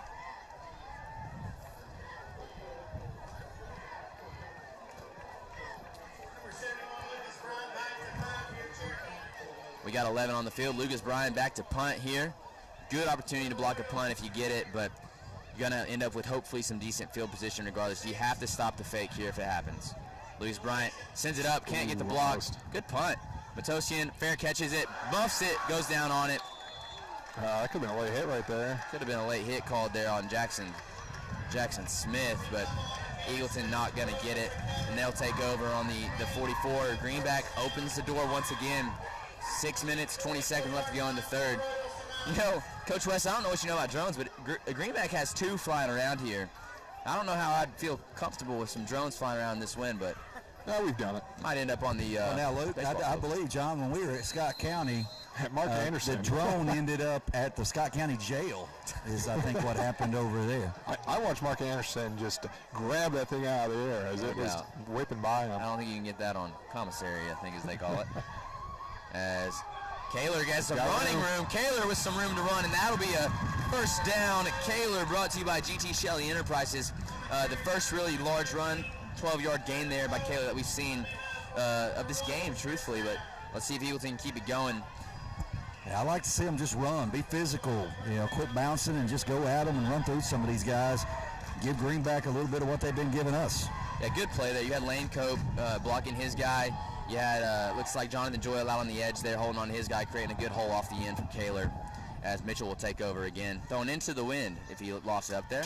Mitchell drops back, goes over the top to Lane Cope. Lane Cope runs under it, makes a diving catch. That's going to be an outstanding play by senior Lane Cope for his 2nd touchdown of the game. Brought to you by Mowerworks Outdoor Equipment Repair. And you're going to get a flag there for unsportsmanlike conduct for a ball roll. Don't know the logistics on the TSSAA rules there for dropping the ball, but no celebrating. Yeah. No celebrations it is, but I would be celebrating if I was Lane Cope because you just gave your team a chance to take the lead. Yeah, we have the expert next to us here, Jackson Rayburn, only a year out from his.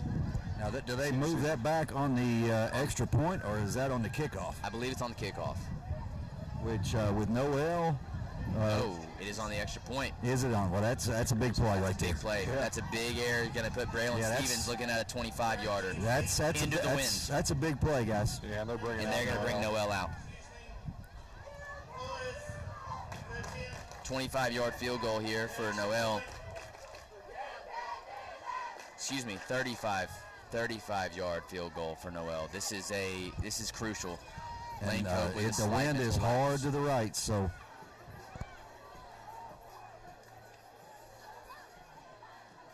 Lane Cope typically cool, calm, reserved, both in baseball, football, and wrestling, but one mental error. See if Noel can make up for it. Clean snap. Ball is up. Noel squibs it low. It's going to be left complete in the end zone. It's going to tie your score up at 13-13. Kick is no good. Big play, and I know Lane Cope. Lane Cope's kicking himself. I know the kid. He knows that was a big mistake, uncharacteristic of him. But puts us knotted up here. 5:44 to go at the third. Yeah, it's exciting to get in the end zone and big play. Now that took the advantage off the board where we had the extra point. So now we're 0-0 in theory here with 5:44. And guys, what this is, and Luke and John. The way Greenback runs, possessions are crucial now. The Royals may only get the ball 2 more times. Possessions are definitely at a premium, Coach. That's a good point. As they're going to apply the penalty to the kickoff and the point after.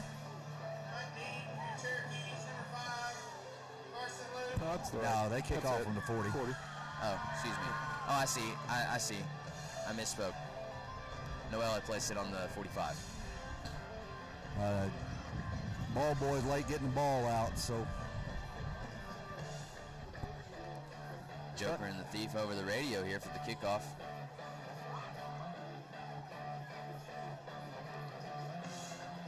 Back deep to receive for Greenback is Carson Loop, Griffin Cope, and Jackson Smith. Carson Loop, your deep man. Noel Meza Flores is going to try to send this one deep. Hasn't been able to find the end zone on that kick yet, as we've seen him so usually do. Gets a good one up in the air. Looks like it's going to be Carson Loop. He's going to jump back into the end zone, but have some room to run.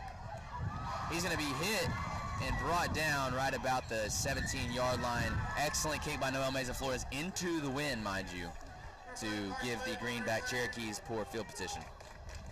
Yeah, and great coverage there by the Royals. Getting them wrapped up before the 20. Now, guys, the wind is down here. It's just, I don't know if it's blowing out, where it's blowing. It's kind of swirling a little bit. It's blowing to the right side toward the Eagleton bench, but it's got a little, I don't know. I don't know who has the advantage in the second and the fourth quarter, but right now it's blowing back in my face. Some good news is that rain is pushing back. 9 o'clock is what we're looking at right now. We're going to have some false start there. Laundry on the field coming from our linemen over there. It's going to be a offside on Eagleton. Another mental mistake there by the Royals. Giving yards to Greenback is not something you want to do. 1st and 5 for Greenback.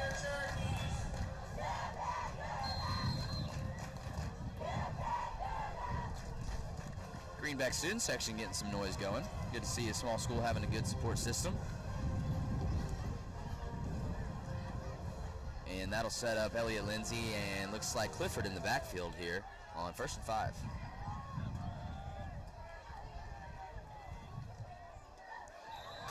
And we're going to get a jump on Greenback. They're going to return the favor for us. That'll be a false start on number 4. Jackson Smith knew it as soon as he did it.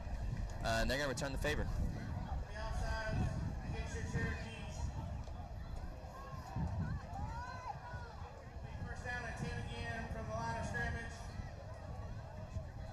Tonight, just want to remind you that the Chilhowie gate will be open after the game to exit. And Greenback will take over. Back to 1st and 10, folks. Lindsay in the backfield along with Clifford.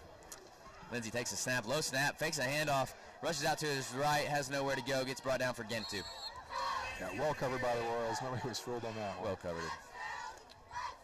I'm seeing the Royals come with a little bit more speed than we were seeing in the first half. So looks like a little bit of a fire has been lit under some of this defensive line. Yeah, they're definitely feeling the pressure here. They've kind of lit it up a little bit. Nice night here at Cooper Field. Greenback Cherokees had their homecoming. We got to witness that pregame.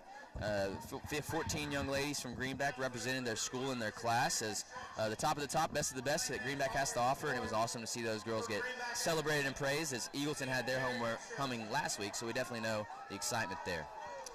Lindsay takes a snap, but he's going to be hit by Connor Cox before he has anywhere to go, and that'll set up 3rd and 8. That's a stinting collision, boom, in the backfield, brought to you by the senior, Connor Cox.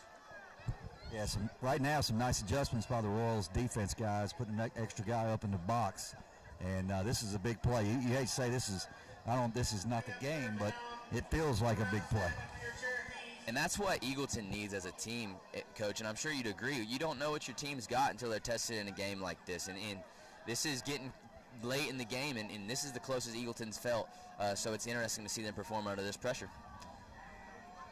We'll see what they bring on 3rd down.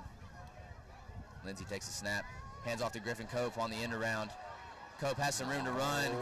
Gonna make the 1st down marker and more. Slight push out of bounds there, but 1st down, Greenback by Griffin Cope.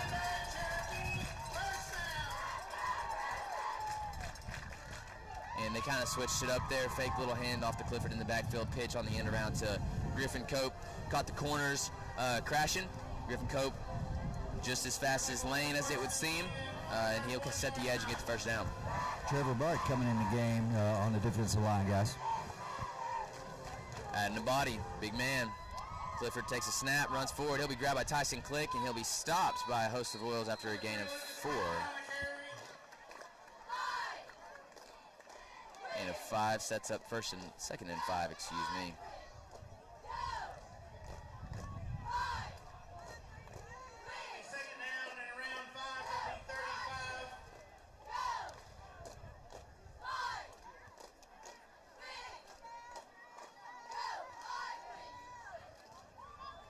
And Greenback will come up to the ball on 2nd and 5. Clifford and Lindsay in the backfield. And they're going to do a little fruit basket turnover. If you'd like to make your way to the press box, it was found in the back room. Again, if you lost your phone, please. And he'll be stopped just short by Connor Cox and what looks to be Adam Fife making their presence known. And it'll be 3rd and 5 for no gain.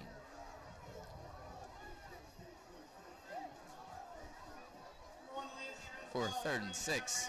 Shout out to Senate Collision for a less loud boom in the backfield. Brought to you by Senate Collision. Small boom. That's my fault there. That's my fault. The line guy over there, he tricked me. I thought he kept the marker where it was, but you know, it's all right. Haven't heard too many Senate Collisions tonight, so we're glad to give them a shout out. Greenback must be going to take a timeout, guys, because they're running that play clock's down to 2. No doubt, and Greenback will take a timeout here with 3 minutes and 3 seconds to go in the 3rd quarter.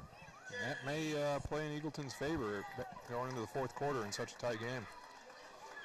Big play here, 3rd and 6. You got to think Greenback's calling his timeout to go draw something up. I don't know if they're going to come out with something that we've seen before.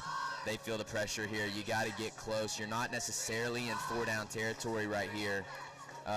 You're really looking to convert here, so the Eagleton defense is going to be kind of playing hit or miss right here, which is exactly what Greenback wants. Eagleton's been guessing run, but now you have to pick which one you want to go for and try to read what's going to happen, which is going to give Greenback just a split second to set some blocks and maybe open up a hole for a run, or catch him slipping on a play action and have a pass wide open. But we will see here in a few short seconds.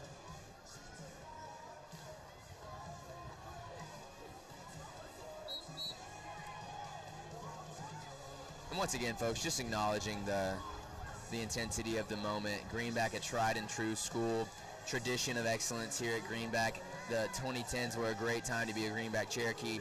Past 5 years have been rough, but they're figuring it out. It's a good team. Eagleton, a brand new team. Both teams supported by fan bases that are great.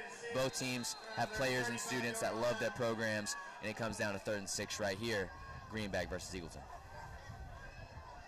Clifford and Lindsay in the backfield, 4 wide. Clifford's going to run left in an option. He's going to sprint to it, and he's going to get it. Plus some, he's going to be brought down by Colton Relation right around the 50-yard line.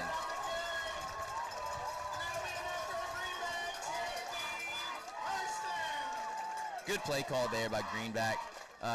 Kind of some deception, offset to one side of the line. Ran behind Lindsey, had a blocker, and had plenty of speed to get and set the corner and get the first down there. Eagleton sets him up with 50, or 1st and 10 on the 50, excuse me.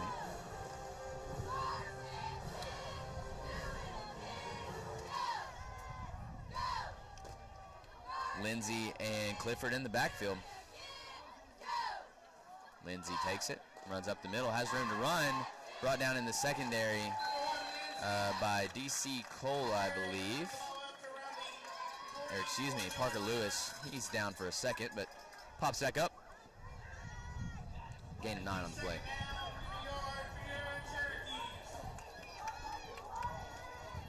And you're starting to feel what this Greenback team does. It is a grueling drive. There is no explosive play. It is grueling 5 yards, 4 yards, 7 yards, 8 yards, 2 yards, non-stop run down your throat. You got to band up and you got to stop it. Let's see if Eagleton can. 2nd and 1. Clifford makes a fumble, and he's just going to dive on it. Had room to pick it up and run, but he'll go down at the 50. That'll set up 3rd and 10. A big mistake by Greenback. That's their 3rd missed snap that we've seen. And I know I coach baseball fans, as you probably listen, and Coach West coaches basketball. No matter what sport you play, one of the biggest things you're going to see is these young men, they tend to run before they catch it. And that can tend to cause drops, mishandles, and turnovers.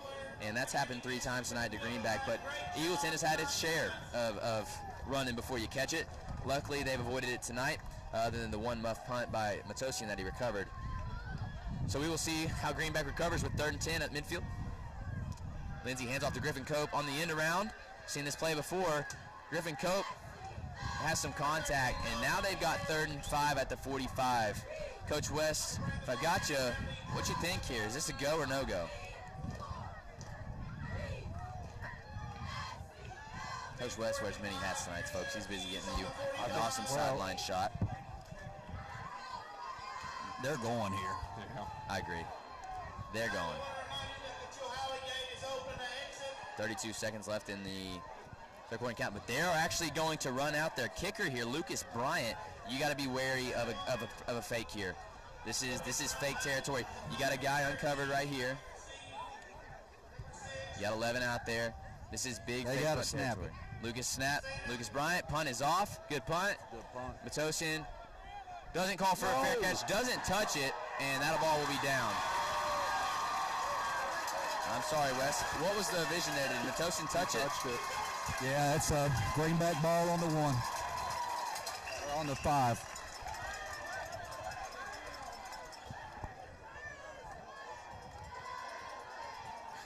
And Wyatt Matosian, tried and true punt returner there, just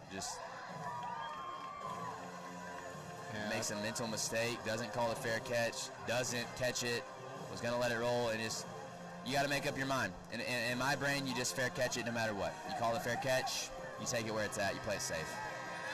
That'll send us into the 4th quarter. Greenback pressing the issue. First and goal on the 5.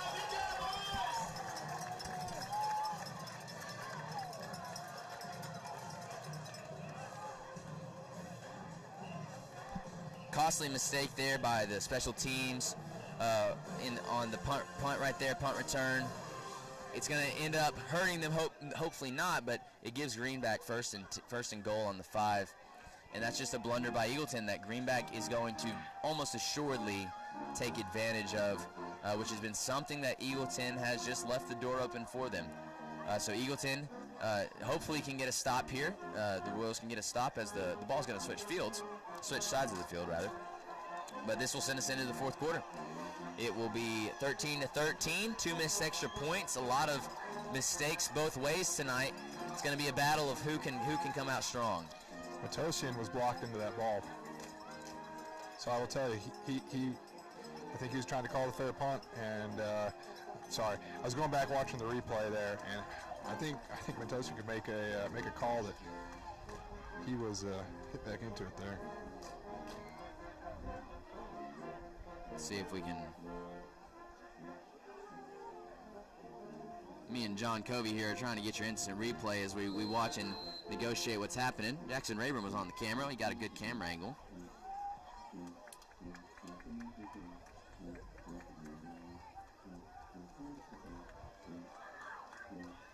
Hard to tell on the angle there from us, but nonetheless, no replay in high school sports. Does not matter. Greenback on the 5.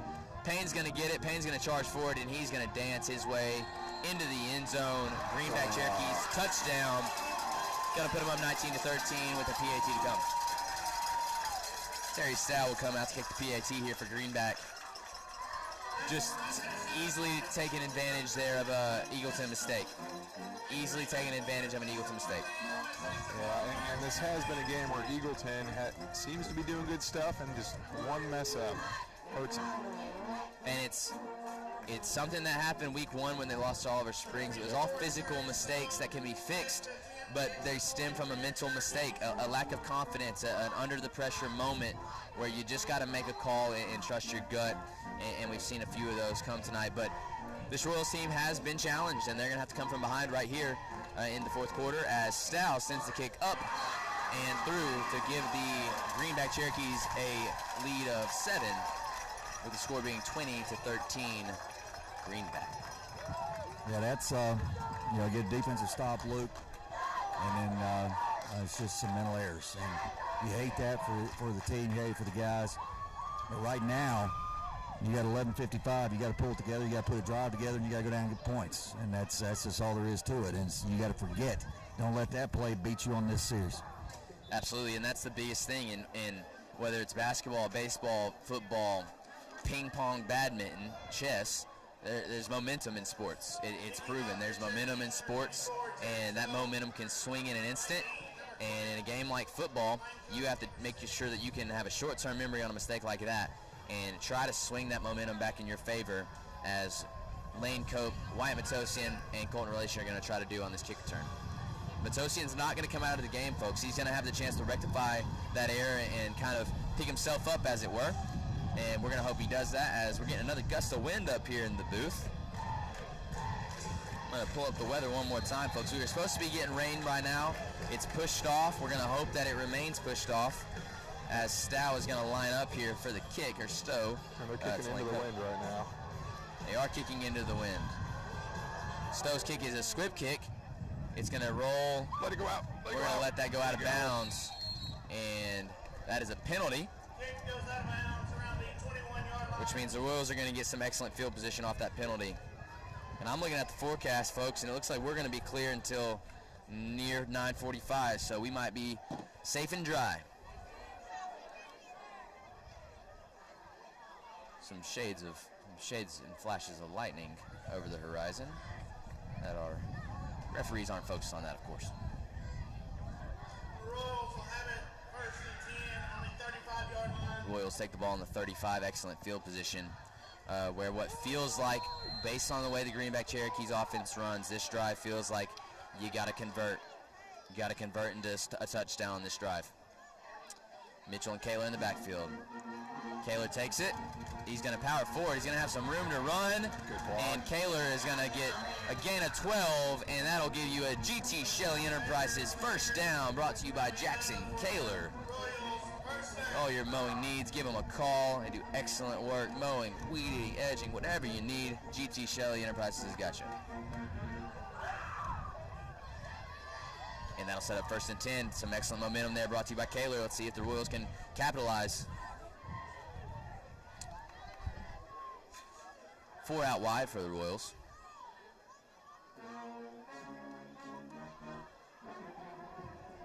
The give to Kaler.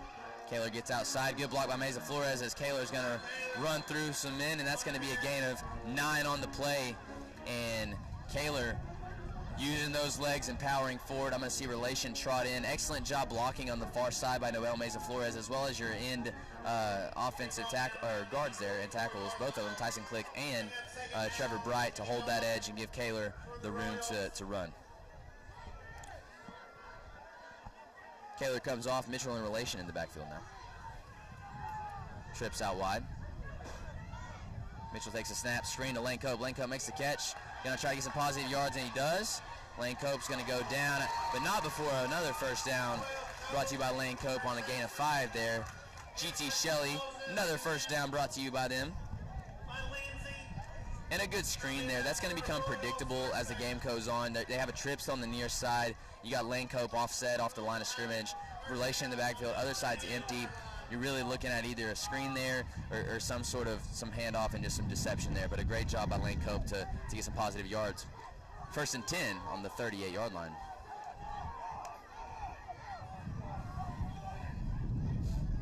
Mitchell in relation. Relation on the give. Has a man to beat on the outside.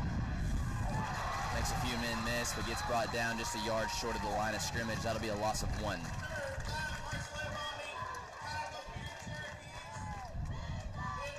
Second and 11.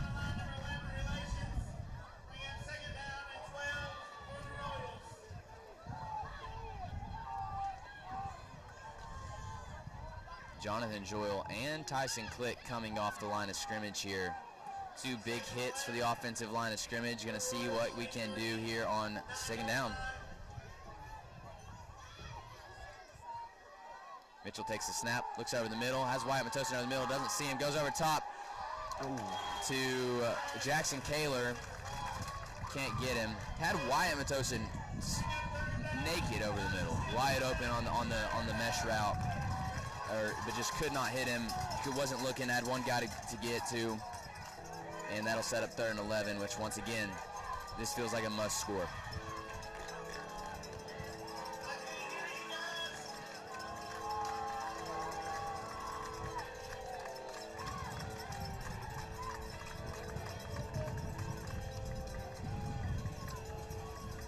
Joyle comes back in, along with Tyson Click. Excuse me, Tyson Click's on the sideline. Mitchell and Kaler in the backfield.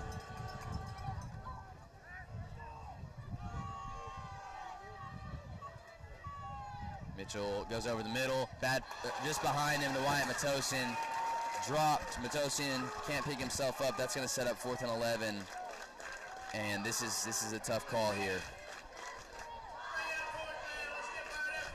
I mean, if you're Eagleton, and the way that their offense has been running, you're going to get the ball one more time after this if you don't go for it. So it's like you said, that is an awfully tough call. Eagleton's going to go. Needs 11 here.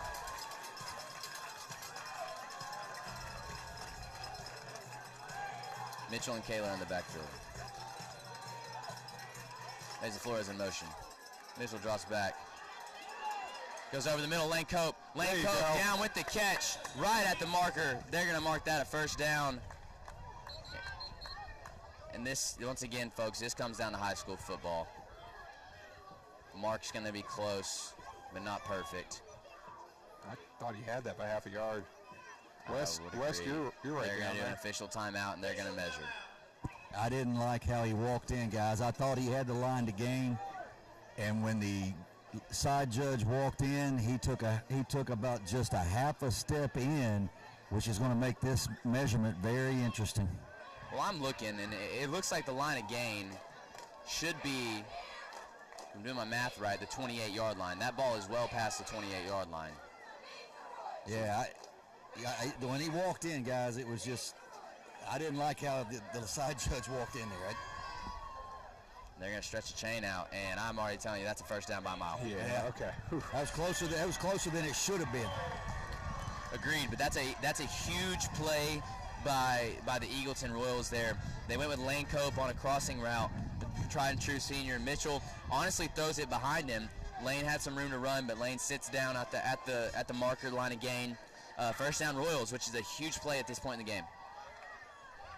I like the call. I know that's really tough with 10 minutes to go to make that call, but we got some positive momentum going here.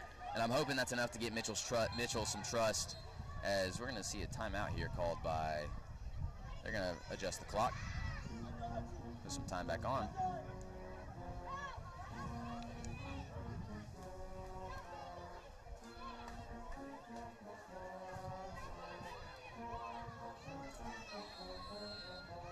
And we are off 1st and 10 from the 28-yard line. Mitchell and Kaler take over in the backfield.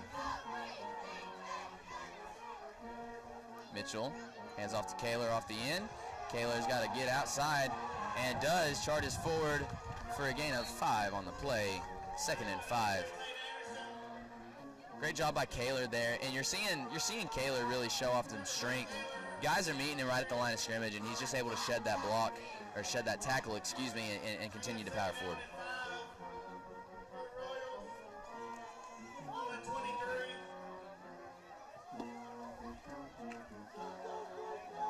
Second and 5, Eagleton, Kaler, Relation, and Mitchell in the backfield. Mesa Flores and Matosin out wide, Cope on the near side. Snap goes to Mitchell, looking over the top to Kaler, and nothing doing. Great defense there, good coverage by number 17, Cooper Holt on the play. And Mitchell trusts his receivers, but pretty well covered route there, and that was worrisome, but gives you a 3rd and 5, and I'm going to go ahead and guess we're in 2-down territory based on us going on 4th and 11. Yeah, I don't know if Mitchell's missing some of the stuff that's in the middle of the field, but 6 for us there was on a slant route, and honestly, I thought that's where he was going. And that's happened a few times. Matosin's in the slot, and their linebackers are crashing down and leaving behind them open, and Mitchell is he's locked in on one guy, the hot route, as you would say. But let's see what Mitchell dials up here, 3rd and 5. Looks over in the middle to Lane Cope. Lane Cope catches it, and he should have a first down, but it's going to be a foot race to the end zone. Lane Cope is going to have a hat trick, ladies and gentlemen. Lane Cope with his 3rd touchdown of the evening. That is another touchdown brought to you by Mowerworks Outdoor Equipment Repair, and it couldn't come at a better time. Lane Cope ran a little hitch route there.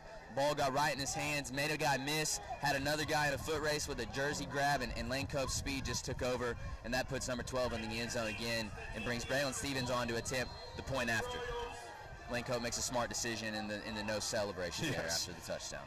I was just thinking to myself, man, extra point right now would have been great. Clean snap. Ball is up. Kick is good. We are knotted up at 20, folks, with 8:33 to go in the 4th quarter. This is a football game. If you are just joining us, you have missed the thriller that is going to come down to the wire. Quick shout out to our sponsor, Mowerworks. If you need your mower work done, or you need a new mower, it's that time of year, call our guys over at Mowerworks. Go see Mark. They sell X-Mark, they sell Aaron's, they sell Mariama. Good people. I'm a little bit biased, if I'm being honest. Yeah, I think you're a little involved with the program. I am, and we got Eagleton Royals that work there. So call them 865-213-2773. They're good people. And that's what's unique, folks. Mowerworks is a local company, but John Covey helps run that place, and we give some Eagleton Royals some opportunities to extend their education into the working world and get employed at a local company managed by somebody that they know and love and cares for them. So if you want to help support Eagleton and support Mowerworks, we'd love to see you do that. Also have kids from Maryville and William Blunt there. It's true. Guys, right now, monster defensive series coming up for the Royals. It'd be nice for Noel to get this thing deep. Absolutely. And you got Loop, Cope, and I believe Smith back to receive. Short kick to Griffin Cope, muffed. Cope's going to pick it up. He's going to run out to his left, has some room to run. He's got some grass, but he's going to be hit and brought down right at the 26-yard line. Near air there by Cope. Tough knuckleball kick right at his pads. Drops it, but picks it up and makes a positive out of the play. And this is a huge drive. We've seen Greenback take 8 minutes on a drive tonight, folks, to run it down the field. And that's what they're going to try to do. They're going to try to make this the last drive of the game, and they very well could. So if you're the Eagleton defense, this really comes down to a stop and a score. You have to get the stop, and you have to get the score.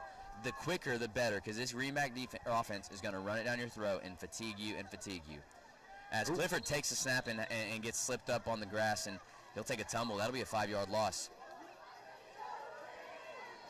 And you see a couple dead spots there. That is the one, well, there's a couple, but that's one of the major disadvantages of a grass field is that grass it's a living creature. Yep. It doesn't necessarily stay green and fresh, and they've definitely had some wear and tear there. And there's a hole out there at the 20-yard line. I see it.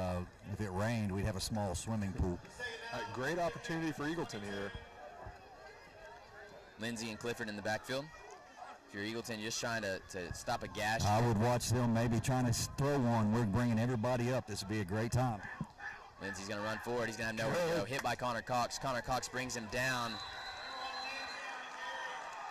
Thought we were going to get a flag there. I saw Connor Cox grabbing. Thought he got under the helmet, but yeah, right there. He grabbed hold of the back of the helmet. I was watching the white hat, and for a second I thought he was reaching, and he didn't. So good for Royals. Oh yeah, Coach Westbell, that's a Senate collision. Boom! In the backfield by Connor Cox, who's been all over the backfield tonight. And here's what I'm talking about, Luke. Watch 13 Cope. Them kind of doing a little fake and then a little jump pass out because we've got everybody within 4 yards of the line of scrimmage. Yep, and they're going to try to get something here. Clifford takes a snap. He's going to go top. He's got a man open. He's going to go for the big pass. Wyatt Matosi gets turned around. Pass is short. No interference, no laundry on the field. Cope was open on the route, but the pass was just short, and that's going to set up 4th and 15. Greenback's going to have to get rid of this one with Lucas Bryant back to punt. And right there is what we were talking about. We talked about it. Coach Wayne Thompson was on the sideline with me, a former Maryville coach, defensive back, and he was kind of noticing how we were pulling everybody up, and Greenback went for their shot here. Now, don't jump here. Watch football, get guys on the field. Let's go win this football game. Absolutely. You had 12 on, 1 runs off. Matosian back to receive. Bryant's kick is off. Matosian is going to let it roll, and he's going to let it roll. And that's a fine decision. It's a fine decision. You got 6 minutes to play. We're going to try to make this the last drive if you're Eagleton, just like Greenback did.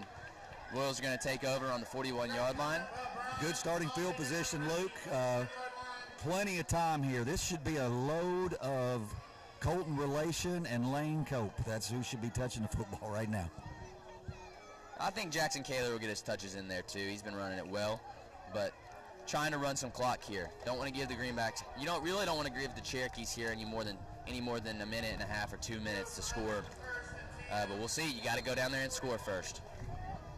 Mitchell and Kaler in the backfield.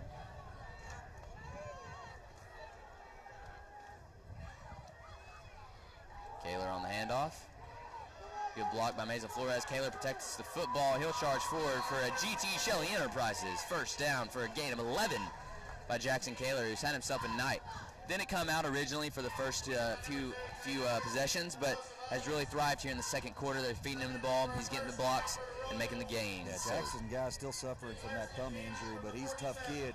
That was a good, hard run. He put his foot in the ground and just got what yards were available. And right now, that's what you got to get. Any points here, 2.5 minutes. Greenback's not built to go 70 yards quick.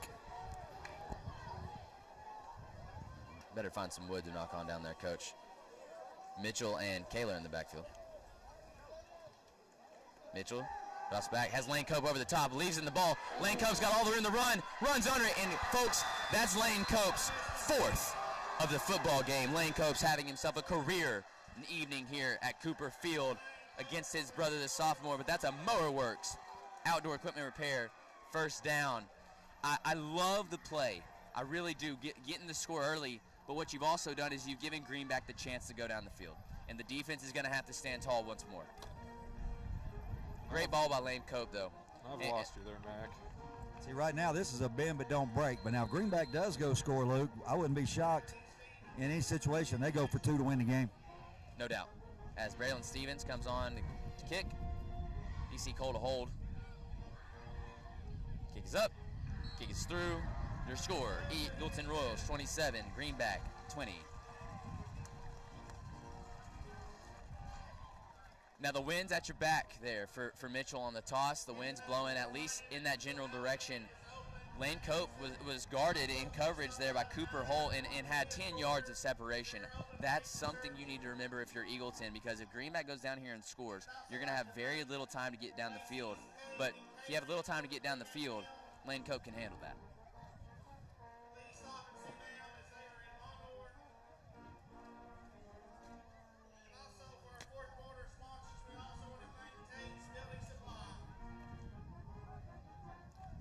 folks, it has been an electric night here. I hope that you've been watching, and I appreciate you for watching the whole game. The rain has held off. I see a crescent moon off to the right.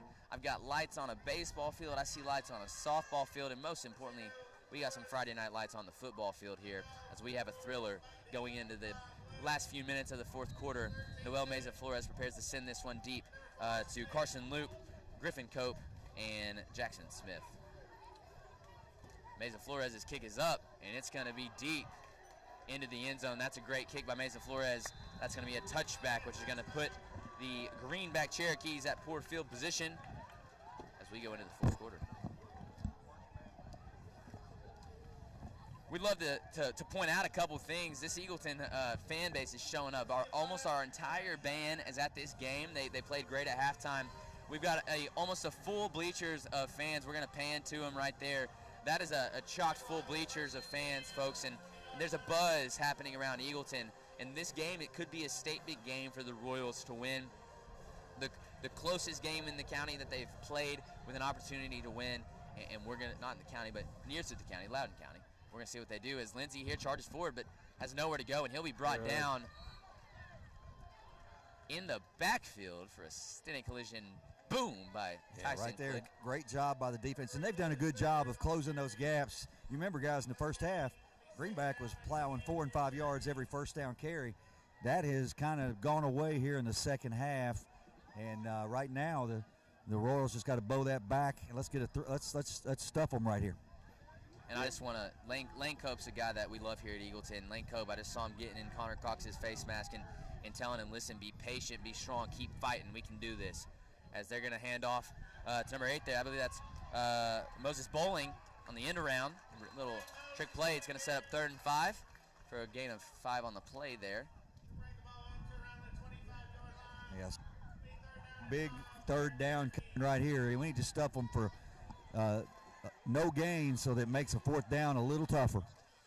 4th down in your own territory. I don't think they go, Coach, unless they're within a yard. It's just, yeah, I know you have to, but. They go, Luke. Yeah, West, we're starting to get you cutting out just a little. Oh, I didn't have my mic on, John. That might have been part of it. That would do it. Lindsey and Clifford in the backfield. Whole offensive line goes in motion. They're going to send some guys out wide. Eagleton call a timeout. That'll be a timeout. Yeah. Good call. It's a good, because they were about to not cover that slot receiver. Coach Childs takes a timeout. Oh, Greenback. Greenback takes a timeout. All right, we'll take that. That'll drop Greenback down to 1 timeout left in this half of the ball game. While we got time here, we got a couple sponsors we haven't hit yet. Southeast Oral Surgery, local business here for any type of oral surgery you need. I always mention my wife because she needs to get her wisdom teeth out, and she's going to by Southeast Oral Surgery. They do great work over there. Go see them for any of your surgery needs. Some great doctors over there. And we got Denso, also a local big box company here in Maryville, Tennessee. They sponsor us and help us out. Denso employs hundreds of different employees in the county and in the city, and we really thank them for all their support that they give to the community. Yeah, I just want to say thank you to all of our sponsors. You guys help us do what we do here, and we really appreciate you. Literally could not do it without them. Nope. You're paying for Jackson Rayburn. Thanks. Don't tell them that. And 3rd and 5 here, big moment. 3rd and 4, big moment here as Greenback's going to send some guys out. You're going to have man coverage on the edges. They're going to snap it. Lindsey's going to run to his left. He's just got room to run. It's a foot race, and he's not going to make it. Brought down by the sophomore, Easton Britton, short of the line of game. It's 4th and 2. This is a big call here by Greenback. Big call. Right here, Luke, we got to watch the ball. We got to make sure we don't give it to them. And then getting those gaps, because you know you're going to get a big load of number 1 coming right at you right here. No doubt. That is an Eagleton-friendly spot. I thought he had another yard on that, but all right. Clifford and Lindsey in the backfield. Big play here, folks. Patience on the Eagleton line, patience on the Greenback line. Snap is off. Lindsey has it. He's going to charge forward, and he's going to get the first down. With 3 minutes to go, and folks, as you're watching this football game unfold in these last few minutes, something you got to be thinking about, just giving you some football context. This Greenback team, as Coach West said, is not built to have a huge explosive play. If they run, death by 1,000 cuts here is not going to happen in 3 minutes and 40 seconds. Eagleton's got to be patient and defend the pass when it comes, because it's going to.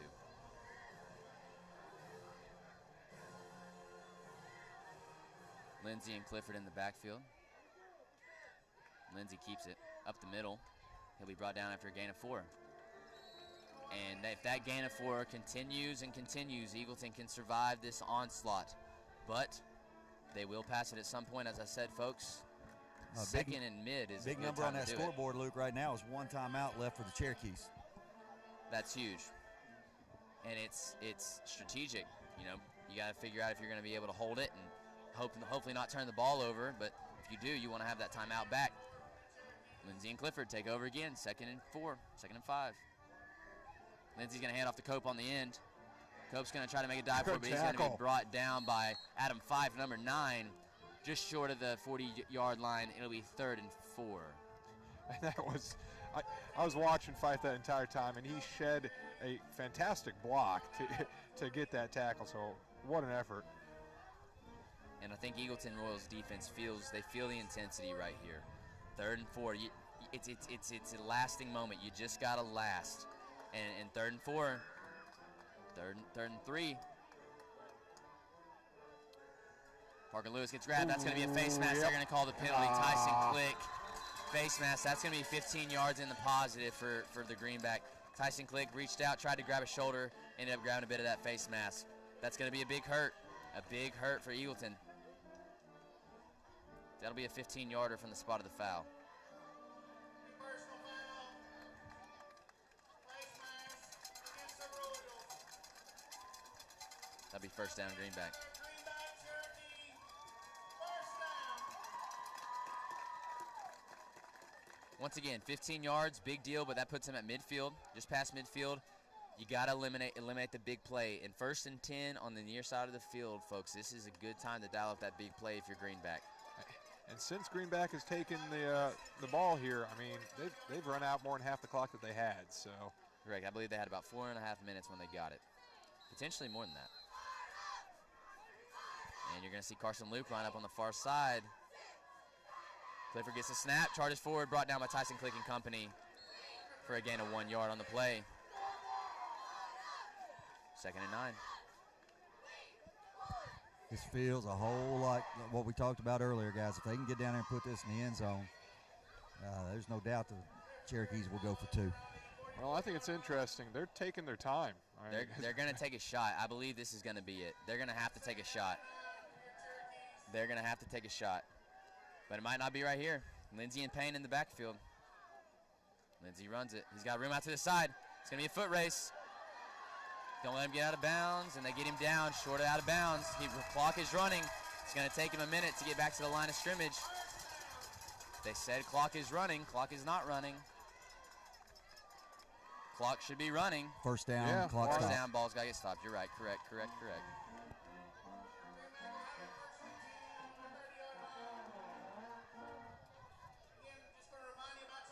Should the clock not be running now?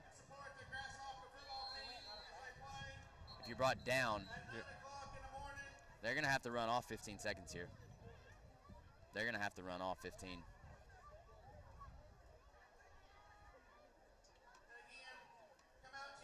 Play clock infraction, is that a thing? Yeah, White Hat, he was rolling the clock there, and that's at least 10 seconds. It's going to have to be. And Greenback's coach, Richie Wilhite's not going to be happy about it, but that is the rules of football. They're going to have to run off some time here.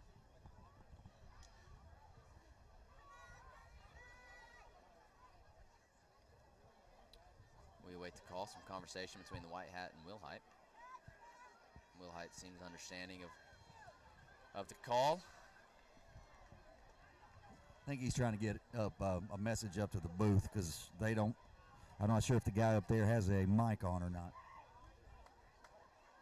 Yeah, they are. Matter of fact, I don't see an official in the booth on the clock. I see. See a Cherokee shirt by chance? I do. He's done well so far, but crunch time.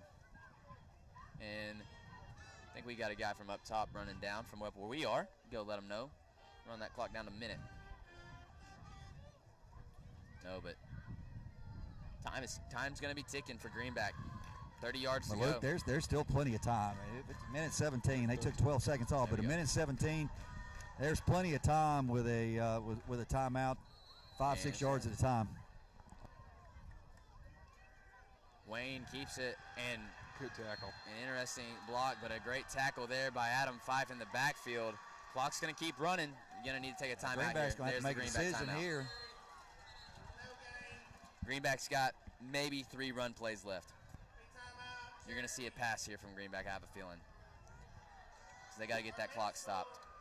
And I believe that we missed something there, buddy. Oh, we did. That's a Stinnett collision. Boom! In the backfield. Potentially the last one of the game, but hopefully not.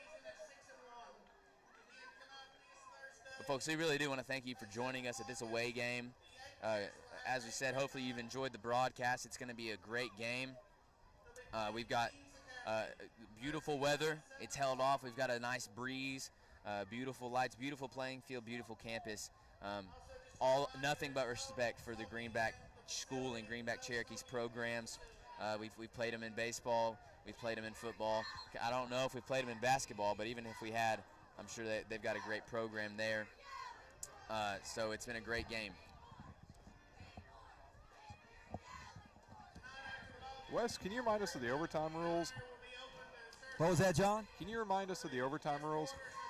Overtime, the ball would be on the 20-yard line. Everybody gets a chance to possess. So I think it's the 10. Yeah, I think it is 10, correct. Here's your shot. Over the top, he doesn't have him. He passes incomplete coverage there by Parker Lewis. A great job to break up that play. Clock's running. Clock's running. Why is the clock? That should be an incomplete pass. There we go. They stopped the clock, but they ran off 3 or 4 seconds there. White Hat didn't catch it, but they're going to inform him. I think it should probably go back to at least 52-5, but some clock issues here. Crunch time up here in the booth for the clock guy. Pressure on the field, pressure in the booth. It is a stressful job. Basketball clock's even worse. You ever done the basketball clock? I have. Quarter, Covey? It's not very fun, is it, Rayburn? I'm telling you. Coach West will tell you, if you get that clock on in the fourth quarter, a coach is ripping you up and down. Especially when Jackson Rayburn is over there. I don't know what he's doing. Poor guy can't even hear. For those of you guys that are watching us, Jackson doing a fantastic job on the camera. Can't hear Coach West trash talking him right now. Now, Wes, I got a question for you, because it seems when we play at the Crown, there is a ref on the clock. Any reason why? What was that again? When we play at the Crown, when we play at Eagleton, there's a ref that is on the clock. Correct. That's you're supposed to, okay. And it's up to the schools, or it usually is. But now the TSAA encourages highly that you do that. Okay. At Eagleton, we had the highest paid clock keepers in America. And we're now waiting on the clock to get reset. This is a lot of time. I hate to be impartial here, but this is a lot of time to reset a clock, given. John, you remember we're at South Green was a year or 2 ago, and I had to keep going downstairs, and there was an official on the clock. And, well, he was asleep. I remember that. Had to go wake him up. Well, this is something you don't really think about, but you're giving both teams a break here, and that's not the flow of the football game. There we go, 54-8. That's generous. I was thinking maybe 2 seconds. All right. We'll call it 54-8, but Lindsey and Clifford. Cope in motion. Cope comes back, end around. Cope's got it. Met on the end. Hit in the backfield, slowed down and brought down by the host of Eagleton Royals, including brother Lane. Patting his brother on the back. Tell him to get up and go play hard, brother. It's almost over. 4th and 11. This is your game right here, folks. This is the game. In motion, Clifford. Clifford scrambles. Has room to scramble. He's going to get out of bounds. Late hit there by Adam Five. No. I don't think that was late. Oh! I don't like that flag. That's a tough one right there, guys. I mean, it's a head of steam. The Greenback guy's making a play, and there is no room on this sideline to pull up, and that's a tough call to make. It's going to be another, and on this drive, folks, face mask penalty, unsportsmanlike or late hit penalty. It's going to be at least 25 yards of damage. given to I know our coaches don't. I don't agree. No. You know, and it's just it should not be in the Stripes' hands. And Coach Pick that one Childs completely just taking it out on, I believe that was Adam Fife or DC Cole. But if you're DC, you got to refocus. You got to refocus, and he's not happy, but you got to refocus because you got more plays ahead. You got more plays ahead.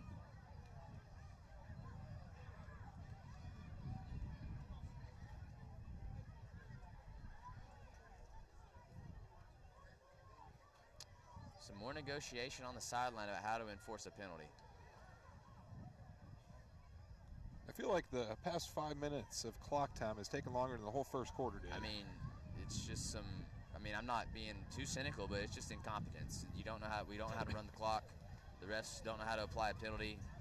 It's giving both these teams a breather, which is fine because it's helping Eagleton and Greenback equally. I'm okay with that. It's just not how the flow of the game should go.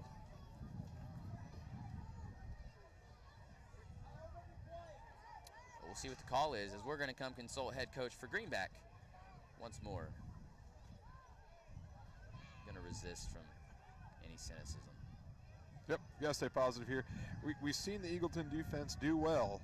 It just seems like just one thing keeps almost there. And the Royals might luck out here because I'm watching what's happening, and I'm thinking they're going to call the unsportsmanlike contact foul on the sideline on the player that got hit, which was Clifford, because I did see a flag come from our sideline and another flag come from the play. So those would be offsetting penalties. The result of the play is a turnover on downs. Did they get the ball? Did they not get the first down, Luke? No, he did not get the first down. He was a yard and a half short. Turnover. So the penalty from the late hit is enforced, but because of the offsetting penalty, that's going to be a turnover on downs. And folks, first, can you get the white hat there, Jackson?